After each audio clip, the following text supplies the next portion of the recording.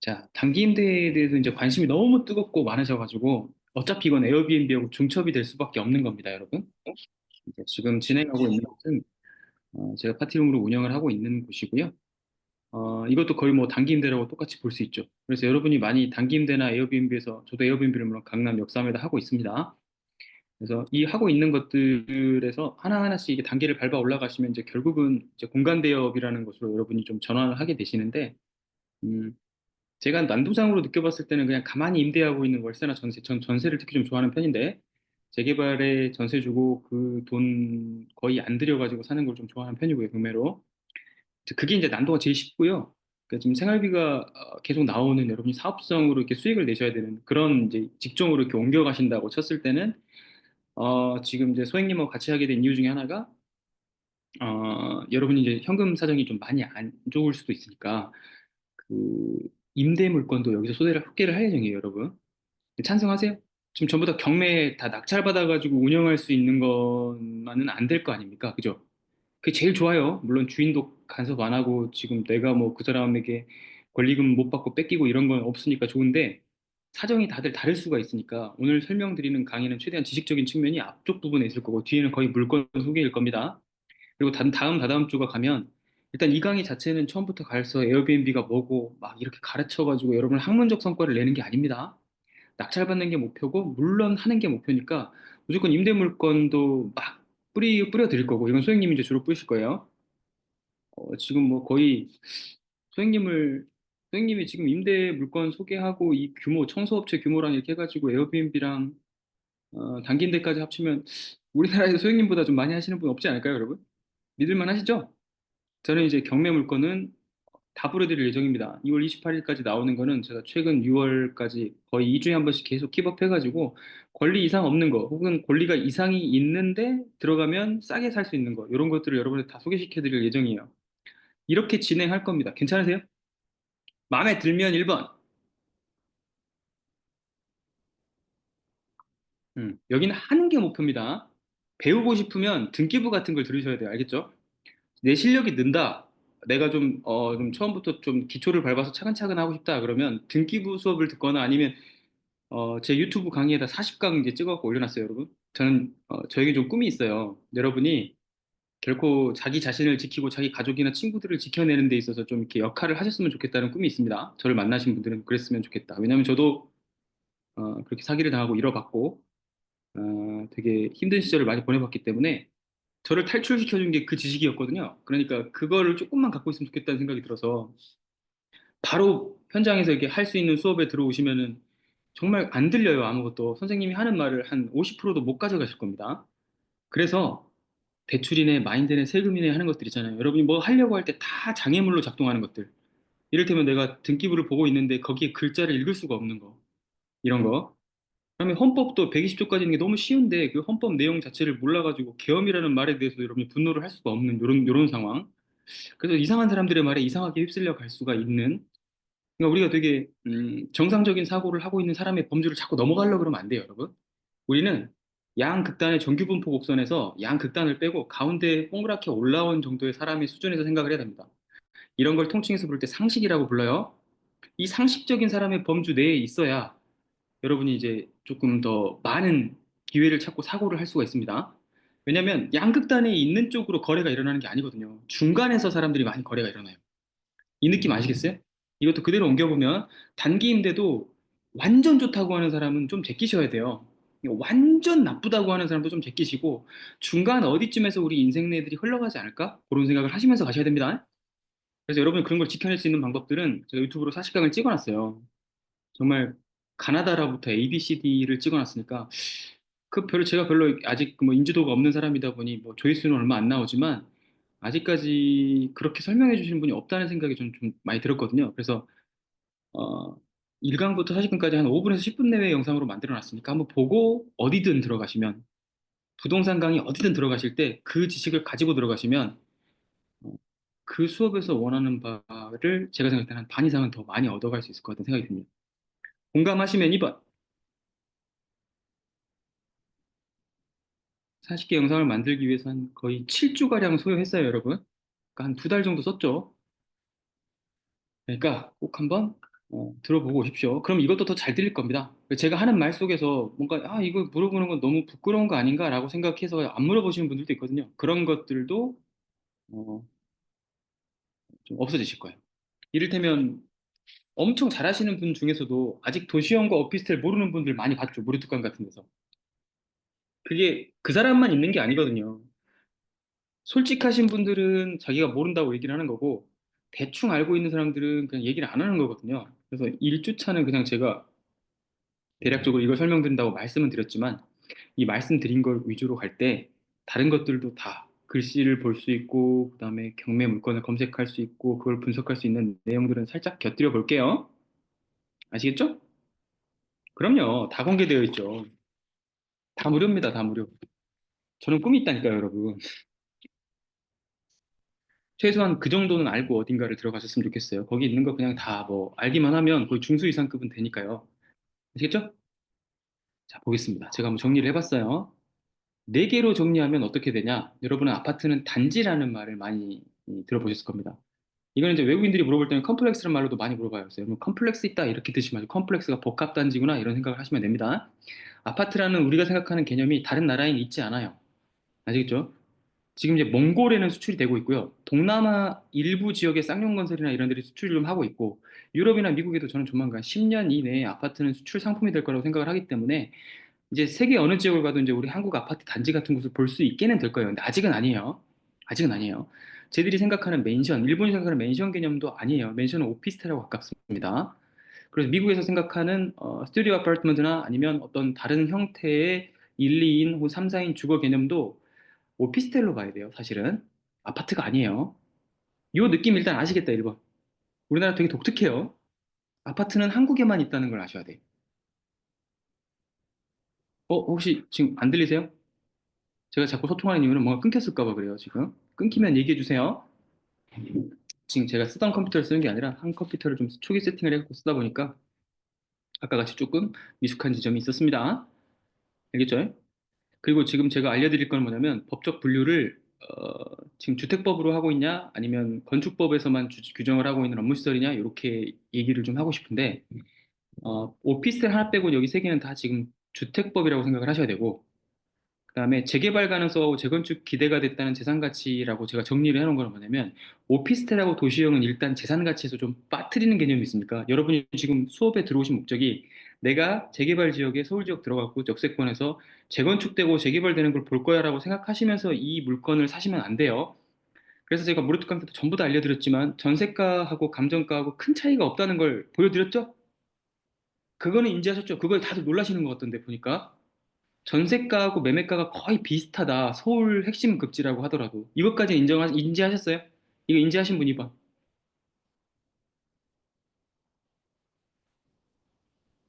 네. 오케이. 조금 더 그럼 자세한 내용 이제 한번 들어볼게요. 잘 봐요. 이런 글씨를 보면 이제 여러분이 되게 답답할 거예요. 이런 글씨를 보면 갑자기 눈을 감고 싶고 까만 건 글씨인데 하얀 건 종이구나 뭐 이런 생각이 드시면 이제 안 된다고 지금 말씀을 드리는 겁니다. 천천히 제가 핀포인트로 좁혀 들어갈 거예요. 이렇게 있다가 이렇게 이렇게 이렇게 익숙하게 들어갈 거거든요. 그러니까 지금은 어떤 거만 보냐면요. 겉에 취득세, 양도소득세 요 정도까지만 쭉 보시면 돼요. 아하, 이런 식으로 돼 있구나. 그래서 질부세는 어떻게 설명을 하지? 주택은 되게 특이해. 주택은 1에서 3%만 매길 수 있게 해놔.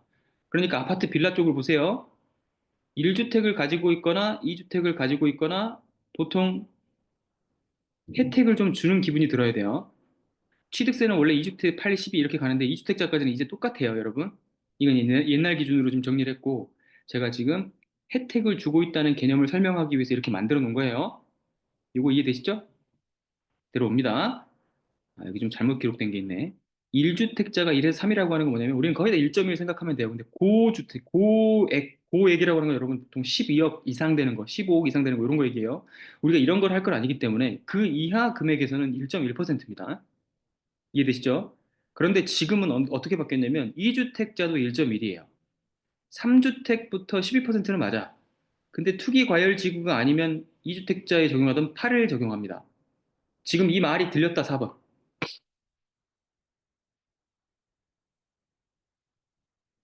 다 들렸어요? 그러니까 원래 세금을 적용하는 건 뭘 사든 4%를 적용해야 되는데 이 4%를 적용하고 있지 않는 예외가 주택이다. 이렇게 생각을 하시면 돼요. 그리고 양도소득세까지 이제 같이 붙여볼게요. 무료특강 때 이것까지 붙이면 여러분 다 포기하시니까 제가 무료 때는 말씀 안 드렸어요. 지금 여러분은 지금 머리를 싸워야 돼요. 왜냐면 내가 지금 오피스텔하고 도시형을 받거나 아니면 빌라 작은 걸 받아가지고 단기 임대를 하러 들어갔는데 팔고 싶을 때가 올 수 있잖아요. 그죠? 내가 이것 때문에 뭐가 걸리는 게 많아, 거추장스러워, 이거 팔고 싶어 하는 때가 올 거 아니에요. 그때 팔 수도 있어야 될 거 아닙니까? 그러니까 양도세도 약간은 알고 계셔야 돼요. 양도세는 차익이 난 금액별로 6에서 45%까지 내는데 여러분은 지금 아파트, 빌라 이런 거 안 하고 오피스텔 도시형 위주로 좀 많이 갈 거기 때문에 기본 세율을 45 쪽에 가깝게 생각하시면 안 되고 6% 쪽에 가깝게 생각하셔야 돼요. 차익이 크게 나지 않는다. 일단 이거에 동의하셨으면 3번. 오케이, 좋아요. 여기까지 느낌 아시겠죠, 이제? 근데 이제 제가 최근에 이제 응용을 해둘게요. 올해 원래 6월 31일까지만 다주택자 중과 배제를 하려고 했단 말이죠. 근데 최근에 발표된 걸 보니까 1년 연장돼서 또 그러면 내년도까지 또 중과 배제입니다. 그러면 주택이 아무리 많아도 100주택, 200주택이어도 다주택자한테 매기던 세율 10%, 20%씩 처벌식으로 주는 세금을 안 매긴다는 얘기예요. 이게 들려야 될 텐데. 보통 취득세까지는 이해를 하더라도 양도세 이게 딱 맞물리면 여러분이 포기를 해버리더라고, 이해를. 자, 그럼 이제 다시 한번 얘기합니다. 다주택자한테 10%, 20%씩 중과하던 게 한시적으로 완화, 한시적 중과 배제 기간에 적용되고 있다. 지금이. 이게 이해된다, 2번.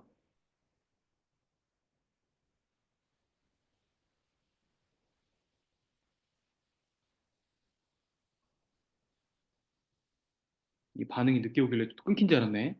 이 컴퓨터 나간 줄 알았어요, 방금. 뭔 소리야?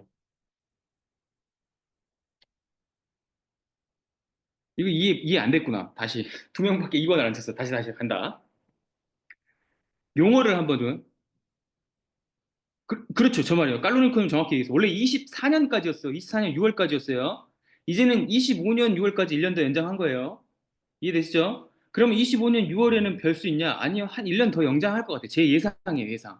지금 2년째 연장을 하고 있기 때문에 한 해 더 연장한다고 해도 별로 그렇게 어색한 건 아니에요. 그러니까 지금 확정적으로 말씀을 드릴 수는 없지만 25년 6월까지는 확실히 중과 배제입니다. 이 중과 배제라는 말을 잘 기억하란 말이에요. 여러분이 언젠가 다주택자 될 거 아닙니까? 이 중과 배제라는 말은 무슨 말이냐면 100주택이건 200주택이건 상관없이 차익 난 돈에 대해서 세금을 매기는 비율은 정해져 있어요. 나라에서 정해놨어, 그거는. 오케이? 이걸 먼저 배우셔야 돼.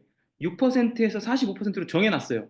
매매사업자를 따로 배우실 필요가 없는 이유가 제 수업을 듣고 많이 응용을 해보고 많이 생각을 해보시면 이제 매매사업자를 별로 생각할 필요가 없는 이유가 매매사업자는 양도 차익에다가 큰 혜택을 주는 것처럼 우린 느껴지지만 사실상 매매사업자는 기본 세율을 적용한다는 뜻이에요. 1,000만 원 이하로 수익 났니? 그럼 6%. 2억 이상 수익 났니? 그럼 45%. 이렇게 한다는 뜻이에요. 중간에 있는 양도 차익, 금액에 따라서 세율을 구가해 놓은 거는 일반 세율이라고 해서 정해 놨습니다. 기본 세율이라고도 일반 세율이라고도 불러요. 요게 이해됐다, 3번. 지금 머리 아픈 건 지금 앞쪽에 다 할 겁니다. 지금 머리 터질 것 같아서 여기만 참아요. 여기만 넘어가면 돼요. 여러분이 제일 많이 하는 실수가 뭐냐면 세금 때문에 자기 판단을 잘못하는 실수를 되게 많이 해요. 그리고 실수를 해버리고 나서도 돌이킬 수 없는 게 뭐냐면 이 세금 부분은 돌이킬 수가 없어요. 정해져 있기 때문에. 그러니까 처음에 잘 알고 있어야 됩니다. 세금 때문에 이불킥 진짜 많이 나와요. 진짜. 왜냐면 설계를 조금만 잘했으면 40%를 안 내도 되는 상황을 저도 마주봤기 때문에 여러분한테 이렇게 말씀드릴 수 있는 겁니다. 제일 큰 혜택은 한시적 1가구 2주택 혜택이 제일 커요. 이거는 꼭 지키셔야 돼요. 그래서 지금 여러분 상황이 다 다를 거예요. 그래서 여러분 상황을 지금 제일 잘 듣고 싶은데 제가 제일 큰 손실을 볼 수 있는 사람 먼저 보호해 드릴게요. 자기가 지금 한 개 주택을 가지고 있는데 이 주택을 2년 내에 내가 매도할 계획을 가지고 있다. 2년 내에 매도할 계획을 가지고 있다. 1번. 없어요? 있어요. 저런 사람 조심해야 돼요. 내가 주택 한 개인데 기쁜 부자님은 주택 한 개예요, 두 개예요?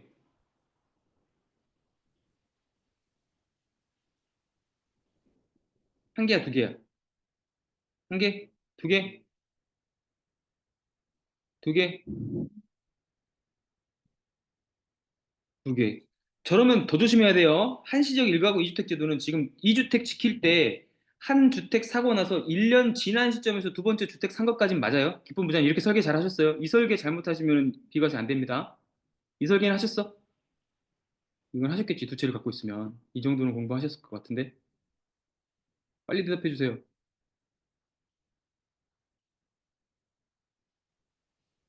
안 하셨나?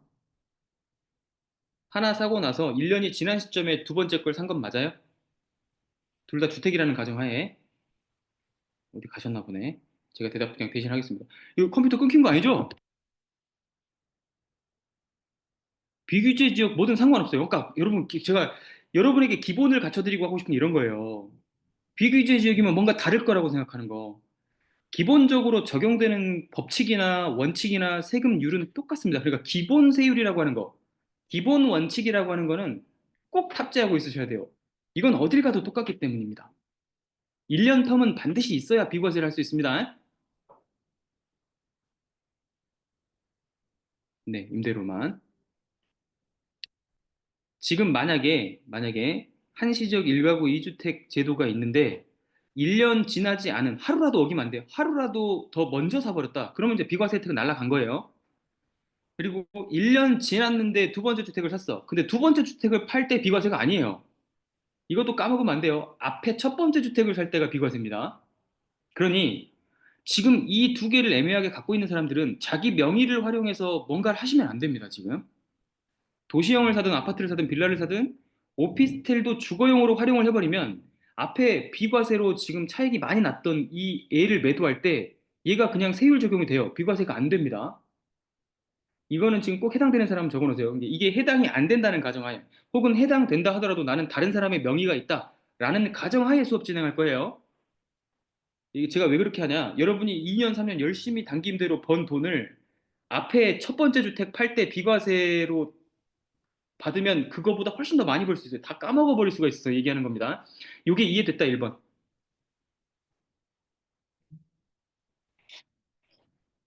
이게 이해돼야 돼요. 자기 상황을 잘 대입하세요.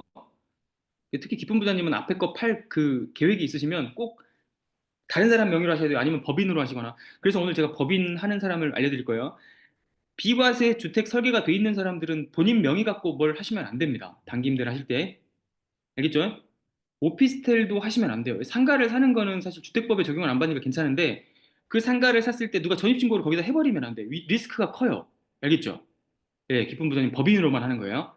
그러면 기쁜 부자님 해결책은 이미 나왔어. 법인 가지고 있는 거에다가 오피스텔만 사거나 도시형이나 빌라 원룸을 공시가 1억 이하인 것만 모으는 거예요. 그렇게 해서 사업을 하시는 겁니다. 기쁜 부자님 해결 끝? 지금 기쁜 부자님 볼 땐 지금 가장 지금 제가 마지막에 해야 될 말에 제일 적합한 분이 나타나셨어요. 오케이? 기쁜 부자님 솔루션 해결 끝? 됐습니까? 첫 번째 주택이 비과세 할 때 막 억 단위로 차익이 많이 나기 때문에 그거에다 세금을 45%씩 주지 마세요. 거기서 가장 큰 실수예요. 알겠죠? 저도 주택이 많다 보니까 그런 실수를 해버렸어요. 알겠죠? 그게 오히려 지금 막 여러 개 파는 것보다 훨씬 수익이 컸다. 이 얘기를 먼저 드리겠습니다. 그래서 지금 첫 번째 수업에서 제가 알려드린 거. 취득세는 2주택까지는 크게 상관이 없어요. 그러면 기쁜 부자님 빼고 지금 나머지 분들은 주택이 여러 개 있는 게 아니니까 첫 번째 주택을 일단 아파트로 하는 게 좋은 선택이긴 합니다, 여러분. 근데 내가 사업 소득이 필요해서 사업으로 운영을 하고 싶어. 아직 내가 아파트를 살 만한 어떤 시드머니는 모으지 못했어요. 이러면 돈부터 먼저 모아야 되는 상황이 있잖아요. 그러면 여러분은 앞에 이 주택 제도를 활용해서 할 때 오피스텔 주거용하고 도시형 생활주택 할 때 오피스텔은 주거용이 필요가 없잖아요. 전입신고를 안 해도 되니까. 만약에 도시형 같은 거나 빌라 좀 작은 거 같은 걸 하게 될 때도 잘 팔리는 쪽에다가 하셔야 됩니다. 싼 걸 살 때도.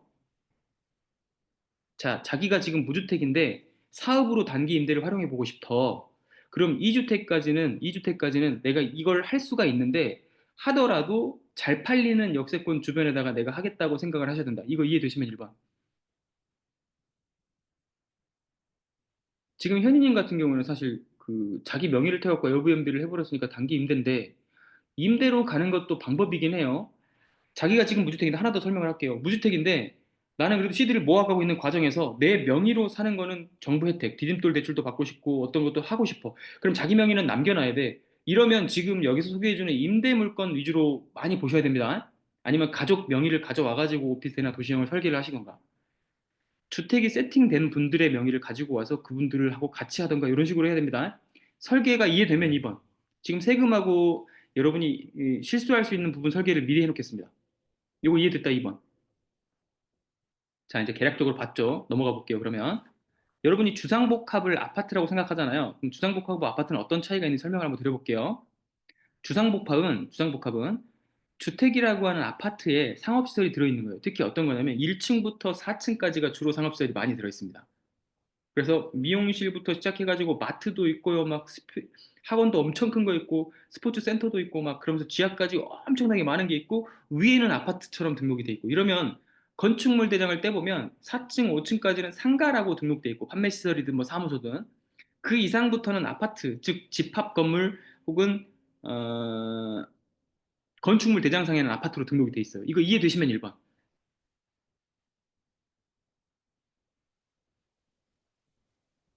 이해가 안 되는 사람들이 많아요, 이게.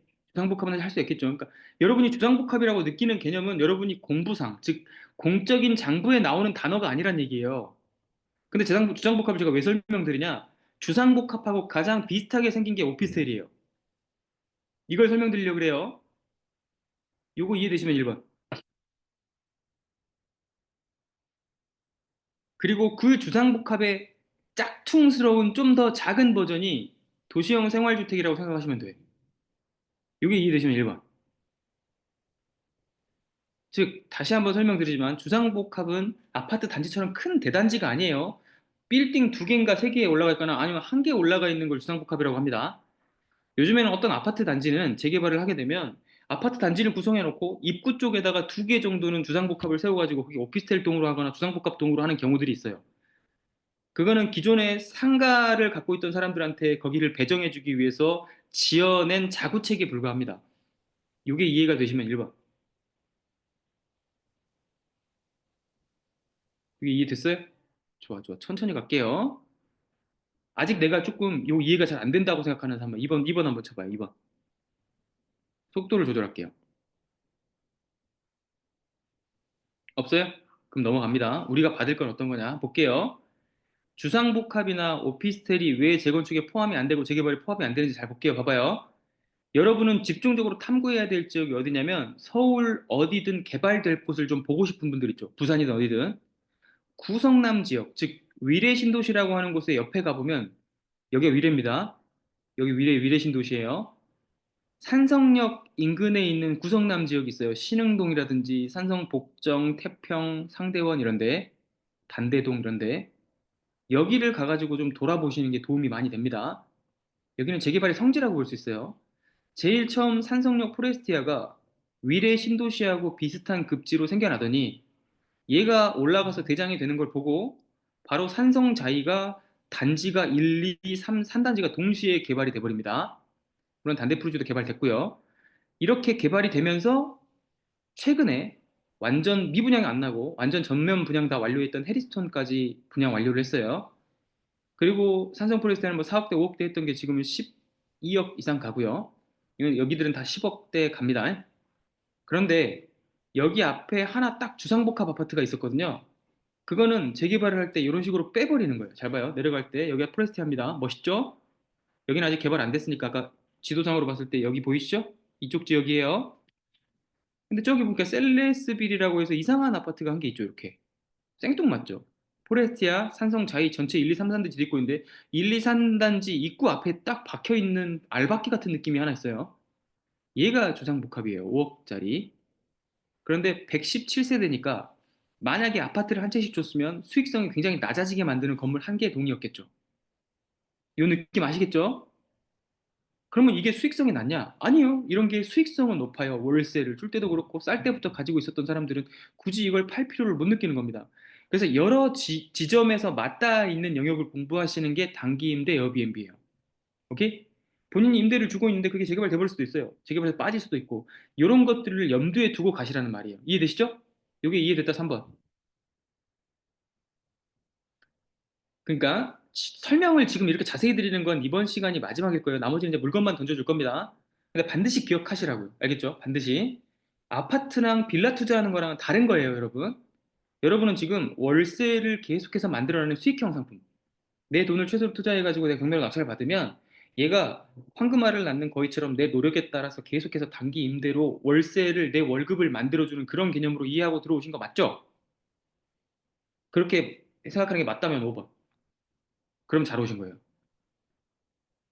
만약에 그렇게 생각하지 않고 오신 거면은 약간 수업을 잘못 오신 거예요. 제가 물론 다 여러 개를 겪어보고 다 할 줄 아니까 지금 설명을 다 드릴 수 있는 거예요. 근데 어떤 사람은 자기가 해본 것만 좋다고 얘기할 수가 있어요. 근데 세상에 그런 건 없어요. 세상에 내가 한 게 이게 제일 좋아. 물론 나랑 결혼한 내 와이프가 제일 좋죠. 내가 낳은 내 아이가 제일 좋죠. 그거는 주관적인 거고요. 여러 가지 다 공통적인 상황을 놓고 보면은 때에 따라서 가져야 할 것들이 다르고 시기에 따라서 가져야 할 것들이 다르며 본인의 자산 포트폴리오에 담아놓을 것들이 명확하게 구별이 되는 거예요. 시세 차익형, 거주형, 그다음에 수익형. 이렇게 분류적으로 나눌 수 있다는 얘기입니다.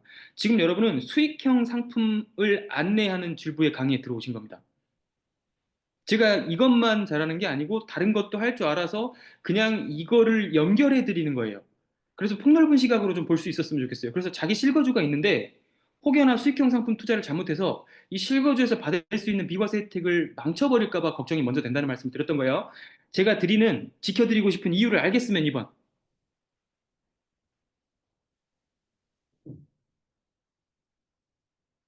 그래도 제 꿈을 많이 이해해 주시고 저를 많이 이해해 주셔서 너무 감사합니다. 3명밖에 2번을 안 쳐주셨어요. 약간 삐질라고 했는데 나머지 분들은 지금 어디 가셨나? 앞에서 지금 얘기 드렸던 거는 뭐냐면 시세 차익형이라고 하는 어떤 투자 장르가 있고 거기에 실거주로 버티고 있는 사람도 있고 그냥 그걸 전세를 끼고 하는 사람도 있어요.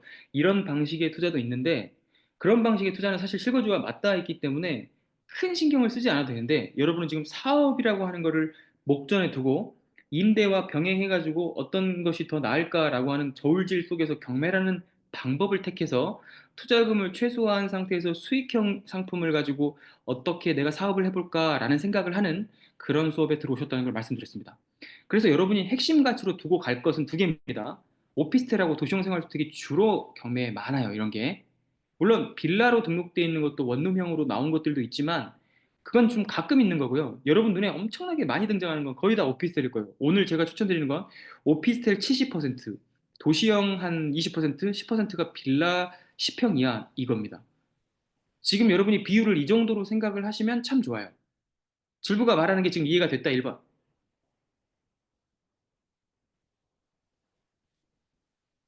이해가 안 됐다 2번. 좀 더 천천히 안 해도 되겠죠? 개인적으로 질문을 자꾸 주시면 됩니다, 여러분. 오피스텔 이거 그냥 기준 다 폐지된 거는 무료특강에서 말씀드릴까 넘어갈게요. 싹 다 폐지됐어요. 그럼 이걸 갖고 제가 한번 정리를 해봤습니다. 24년 기준이에요, 이제. 24년 다 폐지됐으니까. 그러니까 이전에 있던 법들은 여러분 버리세요. 24년 기준으로는 뭐가 차이가 있냐, 잘 보세요. 주차 기준이 완화됐어. 그러니까 도시형 생활주택은 오피스텔보다 주차가 불편합니다. 오피스텔보다 주차가 불편해요. 오피스텔은 자기 집 한 개에 한 대의 차는 될 수 있는데 도시형은 이거를 0.3대만 될 수 있게 허용을 해준 거예요. 요거 이해되시면 1번. 이게 난 제일 큰 차이라고 생각해요. 이해돼요? 그러니까 둘 중에 선택을 할 거면 오피스텔을 하시는 게 나아요. 단기 임대로 가실 거면. 다만 얘는 관리비가 좀 더 나가. 그러니까 도시형 생활 중 관리비가 좀 적게 나갑니다. 그 차이가 있기 때문에 뭐 관리비 때문에도 중요하죠. 왜냐하면 단기 임대 차익이 뭐 60만 원, 70만 원 선에서 내가 순수익을 남기고 있는데 관리비가 20만 원 차이가 난다 그러면 이건 내 순수익을 많이 깎아먹는 게 되니까 이거를 잘 고려하셔야 됩니다. 관리비는 오피스텔이 훨씬 많습니다. 요거 이해됐다 1번. 느낌 아시겠죠? 그 다음에 도시형 생활주택도 24년 기준으로는 원룸형을 넘는 60%, 60제곱미터 이상으로 상향입니다. 이상도 돼요. 85까지 상향됩니다. 이거 지금 좀 잘못 적었어요.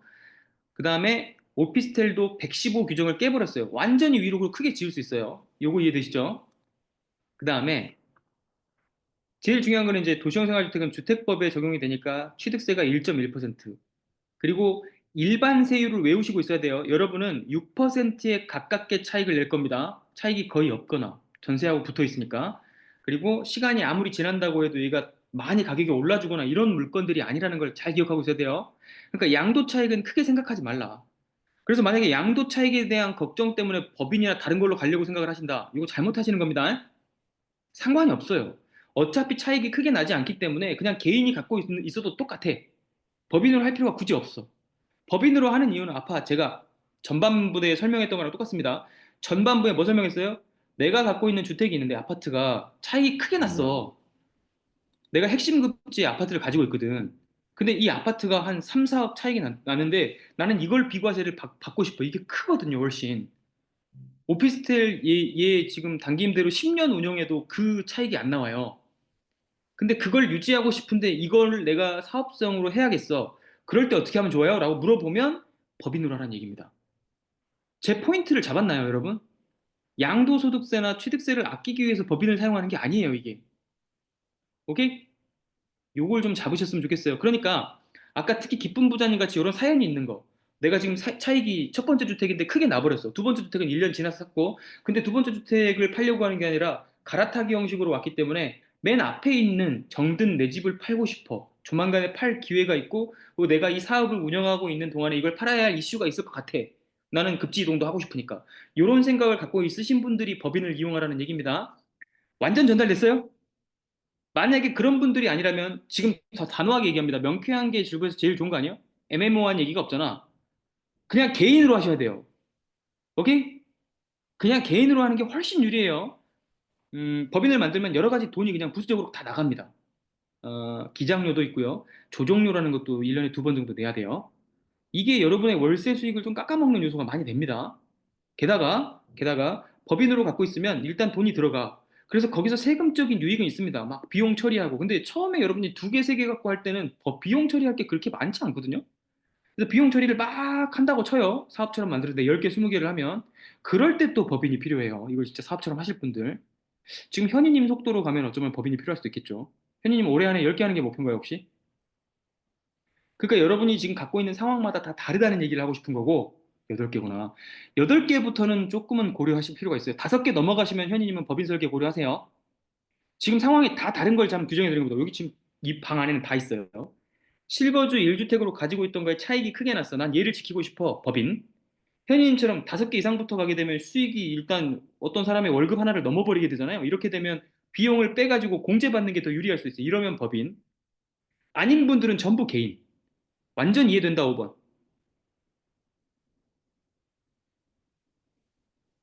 그냥 솔루션을 명확하게 줘버리려고요. 현희님만 이해됐다, 지금. 다 이해됐어요?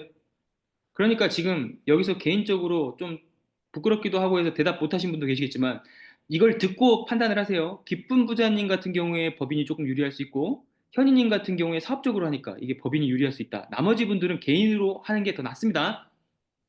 알겠죠? 그렇죠. 수익이 많지 않을 때도 개인으로 하는 게 좋아요. 오케이? 그리고 개인으로 갖고 있다가 내가 한 현희님한테는 이거 추천입니다. 깔로기 코님하고 현희님 잘 들으세요. 잘 들으세요. 내가 8개 됐어요. 8개 됐어. 근데 내가 소유하고 있는 건 아니잖아. 지금 임대로 돌려갖고 8개를 만드실 거잖아요. 그러면 법인을 낸 다음에 임대 소득을 법인 소득으로 가지고 와도 괜찮아요. 혹은 내가 소유로 갖고 있었네. 그러면 내 이름을 법인이라는 회사에 임대를 주고 임대료를 내가 받아도 돼. 오케이? 그러니까 법인은 개인하고 별개잖아요. 그러니까 여러분이 인격체 하나를 새로 만들어낸 거예요. 자기 자신을 컨트롤 C 컨트롤 V로 복사했다고 생각하면 돼요. 그래서 걔랑 거래를 해버려. 이렇게 하는 방법도 있기 때문에 미리서 법인을 내고 시작하지 마시라는 거예요. 오케이? 제가 여러분들한테 왜 이야기를 가장 먼저 드리느냐? 실수하지 않으려고 하는 거예요. 첫 번째, 자기 실거주 1주택 비과세 혜택을 못 봐가지고 지금 엄청난 실수를 해버린 사람들이 있을까요? 없을까요? 수강생 중에 있습니다. 근데 나중에 와서 저보고 해결해달라고 하는데 해결 불가능해요. 미리 말씀드리는 거예요. 두 번째는 의지에 차올라가지고 법인 투자 책 읽고 막 강의 딱 들었더니 난 법인 하고 법인 딱 만들었어. 근데 그 이후에 1년간 투자는 하나도 없는 사람들이 여러분 법인 만든 사람 중에 30%입니다. 제가 만나본 거의 평균이고 그다음에 실제로 아무런 거래가 없고 기장료만 계속 내고 있는 이걸 좀비 법인이라고 보통 우리끼리 부르는데 그 좀비 법인의 비율이 30%가 넘는 거 보면 여러분이 그냥 만들어 놓고 그냥 폐업 수순을 기다리고 있는 그런 법인들도 많다는 얘기를 드리는 겁니다. 이해되십니까?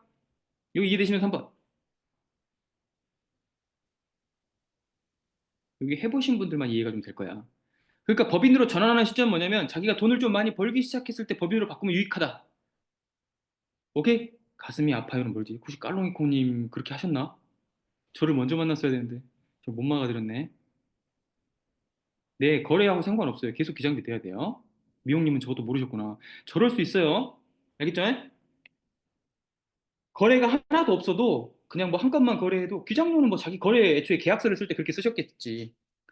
뭐 세무사를 좀 잘 아시는 분은 기장료 안 내고 그냥 법인만 만들어서 갖고 계시는 분도 있습니다. 저도 그렇게 갖고 있는 법인 있고요. 세무사님을 아는 법. 그런 건 그 세무사님이 그냥 해주시는 거예요. 매년 법인도 아무런 수익이 없었어도 신고를 해야 돼요. 오케이? 나는 올해 수익 낸 게 하나도 없어 라는 신고를 또 해야 돼. 이걸 본인이 할 수 있으면 좋은데 아닌 분들은 거의 맡기잖아요. 그것도 기장료입니다. 양도소득세는 큰 차이가 없다. 그리고 동일하게 중과 배제가 적용되고 있으니까 2년 이상 됐을 때, 즉 빨리만 안, 뭐 어차피 여러분 빨리 못 팔아요. 1년 이내에 팔면 77%긴 하고 2년 미만까지는 66%긴 한데 이렇게 내는 사람 거의 없습니다.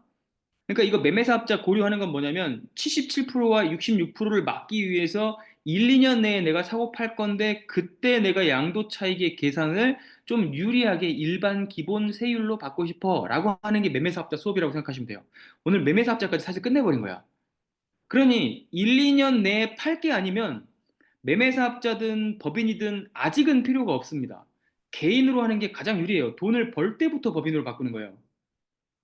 오케이? 그러니까 법인이 지금 소행님 같은 경우 법인이 엄청 필요하겠죠. 맞죠? 왜 그러죠? 엄청나게 많은 수익이 여러 군데서 나오고 있잖아요, 지금. 이런 분들은 좀 많이 필요한 겁니다. 저처럼 또 하는 게 또 여러 개가 있고 여기저기에 다 갖고 있고 이런 법인 하나 통합시켜 놓으면 이런 게 좋습니다. 이해되시죠? 그러기 전에 법인을 먼저 만들어서 자기의 포트폴리오를 망치지 마시라. 엄청 내가 뭘 잘 해볼 것 같겠지만 처음부터 그렇게 잘 되진 않습니다.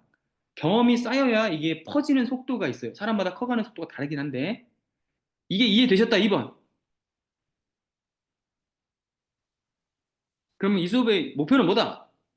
낙찰을 받든 임대를 하든 소형님 임대 물건을 갖고 하든 한 개를 먼저 해보는 겁니다. 실수하든 안 하든 실패하든 안 하든 오케이? 한 개만 해보는 거예요. 한 개만 먼저. 그래서 이게 자기 적성하고도 맞는지를 봐야 돼요, 사실. 이거 하다 보면 에어비앤비를 한번 해볼까? 나하고 맞는 것 같은데 이걸 알게 됩니다. 안 해보면요 몰라요. 손님 상대하고 하는 것들이 안 맞는 분들도 많아요. 저도 사실 손님 상대하고 그런 게 잘 맞는 스타일은 아닙니다. 아시겠죠? 점점 나를 점점 알아가는 거죠. 점점. 해보다가 알아가는 겁니다. 안 해보면 난 평생 몰랐을 거예요. 저는 나름 굉장히 서비스 마인드가 있다고 스스로 생각하며 살았어요. 얼마나 잘못 알고 살았습니까, 스스로를. 와이프한테도 제가 서비스 마인드가 별로 없던데. 딸한테만 있는 것 같아요. 딸한테는 왜 이렇게 서비스 마인드가 잘 생기지? 어쩔 수가 없어요. 어쩔 수가 없는 것 같아요. 정말 어쩔 수가 없어요. 딸은 어차피 그냥 녹아버려야 돼요. 뭘 하기 전에 녹아버려요. 아, 여러분도 다 아버지한테 그런 분들 아니었겠습니까? 자, 그 다음. 업무용 등록 시 일부 혜택이라고 하는 거는 여러분 이것도 질문하신 분이 많아가지고 이거 깨버릴게요. 지금 초반에 저를 만나서 좀 명쾌해졌죠? 명쾌해진 거 많죠? 하나 더 깨버릴게요. 여러분이 보는 경매에서 보는 오피스텔은 업무용 혜택을 생각할 필요가 없어요. 그러니까 신축에만 적용해 주는 거예요. 지금 B아파트가 거래가 하도 안 되니까 아파트가 아닌 걸 B아파트라고 불러요. 그러니까 얼마나 우리나라가 이제 아파트 공화국인지 알겠죠? 국가에서 정책을 낼 때도 국토부에서 어떻게 냈냐면 아파트와 아파트 아닌 것들 이렇게 정책을 냅니다. 근데 아파트 아닌 것들을 신축을 지어놓으니까 안 사가잖아, 사람들이. 안 사가서 다 망해버리는 거예요, 업자들이. 그래서 아예 빌라랑 이런 도시공사에서 지금 2년, 2, 3년 동안 하나도 지어지지 않았어요. 저는 공급난이 서울 기준으로도, 경기 기준으로도 2, 3년 안에는 오지 않을 거라는 생각이 갑자기 듭니다. 건축비도 너무 많이 올라버려가지고, 올해까지만 분양이 좀 있고요. 이제 없어요, 여러분. 이러면 기존에 있는 구축들이 뭐 분양으로 그 사람들 팔려고 마음먹으면 분양이 되는 거 아니냐 이렇게 얘기하시는 분들도 있던데 여러분 유튜버를 너무 이렇게 과신하시면 안 됩니다. 본인이 생각하고 본인이 판단한 본인 스스로의 마음이 가장 정확하다고 생각하셔야 돼요. 유튜브는 데이터 조회 속으로 보면 오른다 안 오른다가 항상 50대 50씩 존재하고 있어요. 그럼 뭐 어떻게 되냐? 선택의 문제예요. 본인이 믿고 싶은 걸 선택해서 그 사람의 영상을 자꾸 보는 거예요. 그러면 여러분 유튜브 메인 화면 영상은 자꾸 그 사람 영상들과 관련된 것만 뜹니다. 이 경험해 보신 분 1번. 다 경험해 보셨어요? 그래서 주기적으로 자기가 한쪽으로 경도되어 치우친 생각을 할 것 같을 때는 채널 추천 안 한 표시를 누르거나 관심 없인 표시를 눌러가지고 그 영상들을 삭제시켜 주시는 것도 방법입니다. 그럼 그 알고리즘이 다시 조금은 리셋돼요. 이거 이해되시죠? 그렇게 하셔서 본인의 지금 사고를 제가 말했던 정규분포 곡선의 중앙 쪽으로 자꾸 모으셔야 돼요. 양극단 쪽으로 가 있으면 어떤 것도 안 됩니다. 지식적인 측면에서 성장이 안 일어나고요. 투자 수익에 있어서도 양극단에 있는 사람들이 수익을 내는 경우는 거의 없어요. 알겠죠? 그러니까 대중들이 어떻게 생각하고 있는 이 심리를 파악하는 사람들이 소수인 거지, 이 사람이 이 양극단에 있는 사람들이 아니에요. 요 말이 이해되셨으면 1번.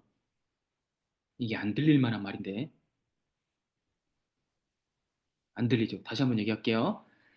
정규 분포 곡선 내에서 7, 80%의 사람들이 어떻게 생각하고 행동하고 어떻게 집을 사고 싶어 하고 집을 사지 말아야겠다고 생각하는가를 밖으로 빠져나와서 외부에서 시선에 관찰 시선으로 볼 수 있어야 올바른 판단을 내릴 수 있다는 거예요. 본인이 그 판단을 내리는 양극단 쪽에 있으면 그거는 수익을 내기가 어렵습니다. 요게 이해가 되시나요? 그래서 대중들이 흘러가는 그 추세와 마음들을 좀 잘 읽어내는 게 사실 부동산입니다. 여러분 이제 다 읽어내는 거 공통적으로 한번 얘기해 볼까요? 내년에 금리가 떨어질까요? 오를까요?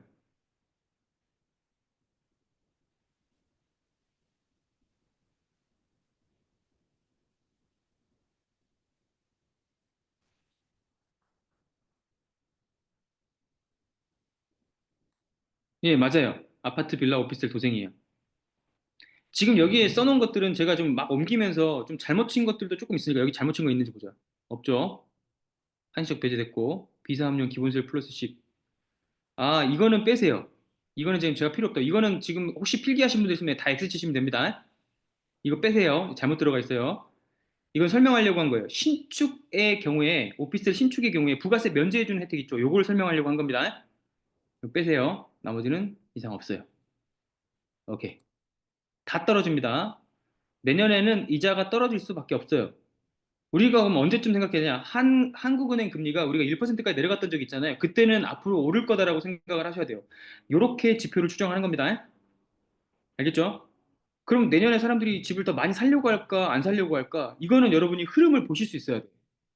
주변 이야기도 중요하고요. 항상 뭐든지 반대로 했던 사람이 인간 지표라고 해서 주변에 항상 한 명씩은 있습니다. 저는 저희 어머니가 인간 지표입니다. 어머니가 갑자기 집을 사고 싶다고 막 연락이 오잖아요. 그럼 저는 빠질 준비를 합니다. 이해되시죠? 우리 엄마가 집 오르는 거랑은 진짜 정확하게 반대로 생각하시거든요. 근데 아직 사고 싶단 말이 없으세요? 그럼 내년도 약간 뭐 보합선에서 그냥 쭉쭉쭉 가겠지. 언젠가 또 사고 싶단 말을 하시면 또 떨어질 겁니다. 이거 이해되십니까? 이런 인간 지표가 주변에 항상 꼭 있다. 이런 걸 저는 지표 생물이라고 불러요, 여러분. 그래서 어떤 사람이 어떤 행동을 하면 이게 지표 생물 중에 가장 유명한 건 워렌 버핏입니다. 얘가 움직이고 투자하는 쪽으로 그 사업이 만들어지니까요. 지금은 일론 머스크가 약간 그런 경향이 강하죠. 자, 다시 돌아올게요. 오피스텔 양도소득세 1년 내에 매도할 때 주거용으로 사용했을 때는 주택으로 봐서 양도세를 적용해요. 그러니까 오피스텔 되게 독특한 지점 두 개를 기억하라는 거예요. 오피스텔은 취득세는 상관없어. 취득세는 어차피 4.6이에요. 어차피 무조건 4.6이야. 그런데 주거용으로 사용했다라고 하는 게 증명이 되잖아요. 그럼 양도소득세에다가는 이렇게 매겨버려요. 세금을. 오케이? 그런데 우리하고는 전혀 상관이 없다고 얘기했어요. 이유는 우리는 1년이나 2년 내에 팔 생각이 없다. 일단 기본적으로. 이거 이해되면 1번. 이해됐어요? 그리고 두 번째, 더 단순하다. 단기 임대는 전입신고를 해놓지 않습니다. 여러분, 2개월 살고 3개월 사는 집 혹은 1개월 사는 집에다가 전입신고 한 적 있으세요? 없잖아요. 전입신고 안 하니까 업무용 시설로 해버리는 게 유리해요, 우리한테는. 그래서 혹시 신축 분양은 받지 마요. 신축을 낙찰받을, 신축이 망한 회사들이 있거든요. 오피스텔 짓다가. 그런 거를 우리가 낙찰을 받아와가지고 싼 가격에 우리가 단기 임대를 준다 치자. 춥시다. 그런다고 할지라도 업무 임대사업자, 일반 임대사업자를 우리가 내갖고 할 수가 있는 거예요. 그러면 부가세 혜택도 받을 뿐더러, 아니, 뭐, 경매로 낙찰받았으니까 부가세 혜택은 사라졌구나. 그다큰 혜택은 없네요. 하지만 주거용으로 인정되지 않기 때문에 기본 세율 시 갈 가능성이 매우 높아지죠. 요거 이해되시죠? 그러니까 이러나 저러나 우리는 개인으로 하는 게 유리하다. 설계를. 그리고 요약은 이겁니다. 단기 임대는 전입신고가 없기 때문에 오피스텔도 업무용으로 등록이 가능하고 도시형 빌라는 임대사업자도 등록이 가능합니다. 그런데 이게 귀찮아요. 자, 여기서 물어볼게요. 어, 자기가 지금 빌라나 오피스텔을 소유하고 있다, 1번. 빌라나 오피스텔, 도시형 이런 걸 소유하고 임대사업을 하고 있다. 기쁜 부자님 소유하고 있네. 미주님도 소유하고 있는 거예요? 이거 임대사업자 등록했다 했어요. 두 분께, 세 분이야? 우와, 그럼 여기는 지금 전문가가 많아요. 자, 저 세 분 잘 봐요. 세 분 이야기 잘 들어요. 했다가 지금 없어요. 했었다가 지금 없어요는 무슨 말일까요? 이거 중간에 해지 못하는데. 아, 4년짜리 했어요. 이미주님은 여러분 나중에 이 모임을 한번 차 마시는 모임을 여기 파티룸에서 하든 여러분이 뭐 어떻게 모여가지고 하든 한번 만나서 미주님 얘기 들어보세요. 저 4년 임대 사업자 슬픈 얘기예요. 4년 임대 사업자는 진짜 잠깐 있다가 사라졌어요. 저거 그때 사가지고 저걸로 아파트를 하신 분들은 엄청나게 돈을 많이 벌었고요. 안타깝게도 지금 아파트를 안 하시고 오피스텔이나 빌라를 하신 것 같은데 4년 임대 사업자로. 그죠? 하필 그때 그냥 싼 아파트라도 4년 임대를 그걸 하셨어야 되는데. 그거 이렇게 작은 결정 하나가 여러분 똑같은 돈인데 작은 결정 하나가 인생을 좀 많이 바꿔요. 이렇게 미주님은 확실하게 아시겠네요. 그때 4년 임대 사업자로 그냥 아파트라도 주변에 그냥 전세 끼고 해놓으신 분들 다 돈 번 거 아시죠? 그 주변에 그런 분들 되게 많이 그 몰라요. 4년 임대 사업자가 그냥 무작정 무적이었거든, 무적. 그래서 4년 임대 사업자 혜택이 너무 많다 그래서 사람들이 데모를 하고 난리가 나서 그거 소급 적용해서 없애버린 겁니다. 그래서 지금은 아파트는 임대 사업자 등록이 안 돼요. 국회에 아파트도 임대 사업자 등록을 다시 할 수 있게 하는 법안이 올라가 있는데 계엄이 일어나가지고 지금 처리가 안 되고 있어요. 이런 걸 민생 법안이라고 하는데 이거 내년쯤에나 처리되겠죠 뭐. 아직은 안 됩니다. 이해되시죠? 단기 임대를 하는 것도 임대사업자 등록이 가능합니다. 근데 오히려 더 귀찮을 수가 있어요. 1개월, 3개월마다 변동 내역 신고해 주는 게 의외로 귀찮을 수 있습니다. 그러면 이제 뭐 1년에 한꺼번에 몰아서 신고를 한다거나, 근데 이제 방법은 알려드리려고. 임대사업자를 국세청에 들어가가지고 그냥 다른 사업자 내듯이 낸다고 생각하시는 분들이 의외로 많더라고요. 그렇지 않습니다. 렌트홈이라는 데 들어가셔서 하시고, 이건 비아파트 정책이고요. 이건 잠깐 설명드리려고 하다가 뺄게요, 이거는. 이거 먼저 얘기하고 오겠습니다. 이건 얘기를 해야 되네. 6년 단기 임대가 지금 생겼습니다, 여러분. 알겠죠? 시행 시기는 미정이긴 한데, 지금 미주님이 저 4년 단기 임대 아파트 있다 그랬잖아요. 4년 임대 저거 있었다 그랬잖아요. 저게 사라졌어. 옛날 이야기야. 근데 6년 임대가 생기고 있어요. 지금 생기려고 하고 있어요. 이것도 잘 몰두해서 보고 계세요. 근데 계엄이 일어나서 지금 몰라요. 알겠죠? 자, 등록 자격은 우리는 소유자로 갈 거거나, 근데 우리 지금 경매로 낙찰받으면은 그냥 등기부로 증명하는 걸 합시다. 뭐가 좀 어렵냐면 이게 어렵습니다. 렌트홈 가입해가지고 하는 거. 이거 직접 방문하셔도 되는데, 자, 여기서 설문조사를 좀 할게요. 나는 인터넷으로 하는 게 편하다, 2번. 2번. 인터넷. 나는 방문하는 게 편하다, 4번. 이게 또 나뉘어요, 나이대별로. 나는 그냥 지자체를 그냥 방문하는 게 낫다. 2번이 편해요. 좋아요. 그럼 뭐가 좀 힘드냐면, 여기까지는 어떻게든 보고 할 수 있거든요. 근데 이제 뭐가 짜증이 나냐면, 어, 부기 등기라는 걸 해야 돼요. 씨, 어디 갔지?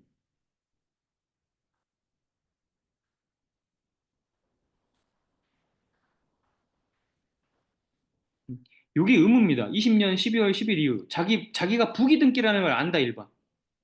등기부에서 배웠죠? 깔롱이코님은 등기부 들었으니까 배웠을 것 같은데.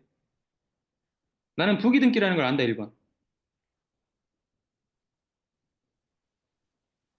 아무도 몰라요. 부기 등기는 뭐냐면요. 등기, 등기부 등본에다가 자기 소유권이 갑구 몇 번에 기록이 되잖아요. 그 소유권 밑에 내가 5번이면 5-1번 해가지고 나는 상기 소유권자는 임대사업자 등록 주택으로 이 주택을 가지고 있습니다. 이런 거를 다 표기를 해주는 거예요. 그러니까 등기부를 누가 떼보더라도 이건 임대사업자 물건이구나라고 알 수 있게끔 하라는 거예요. 이게 되게 크게 적용을 합니다. 이게 되게 귀찮은 일 중에 하나거든요. 이게 등기부에 임대사업자로 기록이 돼 있으니 부동산에서 거래를 할 때마다 이거 임대사업자권에 5% 이상 올리면 안 되잖아요. 이런 얘기를 하려고 일부러 이렇게 표기를 해놓은 거예요. 요거 아시면 1번. 이제 알게 됐다 1번. 네, 이걸 따로 등록해야 돼요. 그러니까 짜증이 난다는 거예요. 근데 이런 일들을 해보면서 다 괜찮게 했으면 임대사 등록을 하시고 단기 임대로 하시는 분들은 지금 제가 고려를 해보지만 거의 다 이걸 등록 안 하고 하십니다. 근데 임대사업자 등록을 해놓으면 이제 나중에 팔려고 할 때 조금 유익이 되는 것밖에 없죠. 그 비과세를 해주니까 10년이든 6년이든 4년이든 이렇게 채웠으면 임사자 물건에 자동으로 들어가는 게 아니라 따로 들어가야 하는 거군요. 그렇죠. 물건을 사면 그게 내가 주택임대사업자 합니다. 그러면 걔들이 알아서 해주는 게 아니라 내가 하는 거예요. 내가. 야올림 맛이 이건 아시겠죠 이제? 근데 단기 임대를 하시려고 마음을 먹었으면 사실 이게 귀찮아서 안 할 수도 있는데 네 맞아요. 그런데 이걸 해놓으면 조금 오래 갖고 가다가 팔려고 할 때 시차익이 났을 때를 상정해서 하면 괜찮아요. 근데 너무 귀찮을 수가 있어. 그래서 단기 임대 하시는 분 중에 대부분은 이걸 안 하신다. 근데 제가 알려드리는 이유는 뭐냐면 법인으로 하시든 개인으로 하시든 임대사업자가 여러분이 생각하는 개인사업자처럼 매매사업자처럼 그냥 딱 내가지고 내가 하려고 할 때 그 세무사한테 제출하면서 이거 나 했어. 이렇게 하는 게 아니라는 얘기예요. 절차가 좀 까다롭고 복잡하다는 거예요. 등기도 기록을 해야 되고. 이거 알았다 1번. 이거 알겠다 1번. 그러니까 다시 명쾌하게 얘기하겠습니다. 다시 명쾌하게. 임대사업자 등록을 할 수도 있으나 단기 임대를 초점으로 하실 거면 안 하는 게 낫다. 이해되시면 2번. 복잡한 여러 내용들이 있지만 그 내용 지금 다 빼버린 겁니다. 알겠죠? 자, 그럼 여러분이 오늘 수업 잘 들었는지 확인해 보겠습니다. 법인하고 개인 중에 특별한 경우가 아니면 개인으로 먼저 시작하는 것이 낫다. 이게 수업의 1번이었습니다. 이해되셨으면 2번. 오케이? 그런데 제가 현희님하고 기쁨 부자님 얘기를 들면서 현희님하고 기쁨 부자님 법인으로 하는 게 유리할 수도 있어요. 잘 고려를 해보세요. 했던 이유는 뭡니까? 이거 주관식으로 설명해 보세요.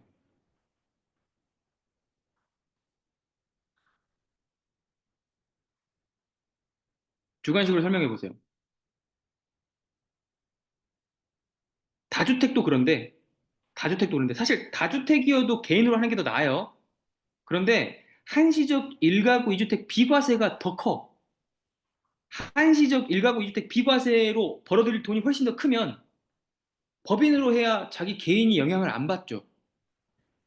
그러면 임대사업자라면 뭐가 좋냐? 임대사업자로 하면 또 이 일가구, 한시적 일가구 주택 이 비과세 제도의 영향을 또 안 받아요. 요거 이해되시면 3번. 그래서 두 개를 다 알려드린 거예요, 지금.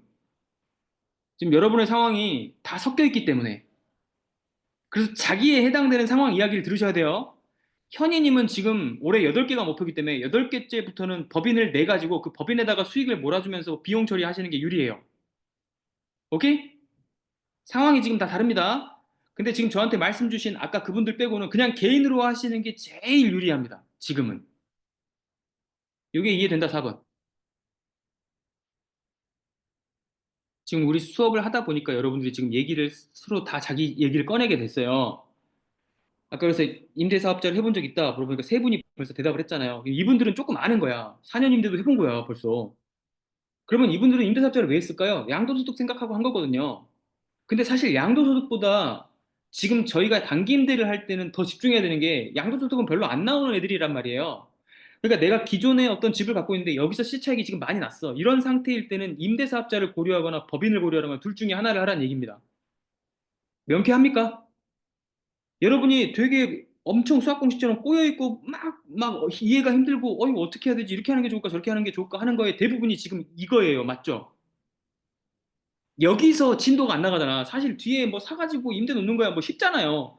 여기가 어떻게 할지 결정을 못 내리는 거잖아. 상황이 다 다른데. 근데 이 수업 들으면 이 사람들한테 초점이 맞춰지니까 법인하라고 난리를 치고 여긴 매매사업자, 임대사업자라고 난리를 치니까 본인한테 맞는 게 판단이 안 되잖아요. 이해되시죠?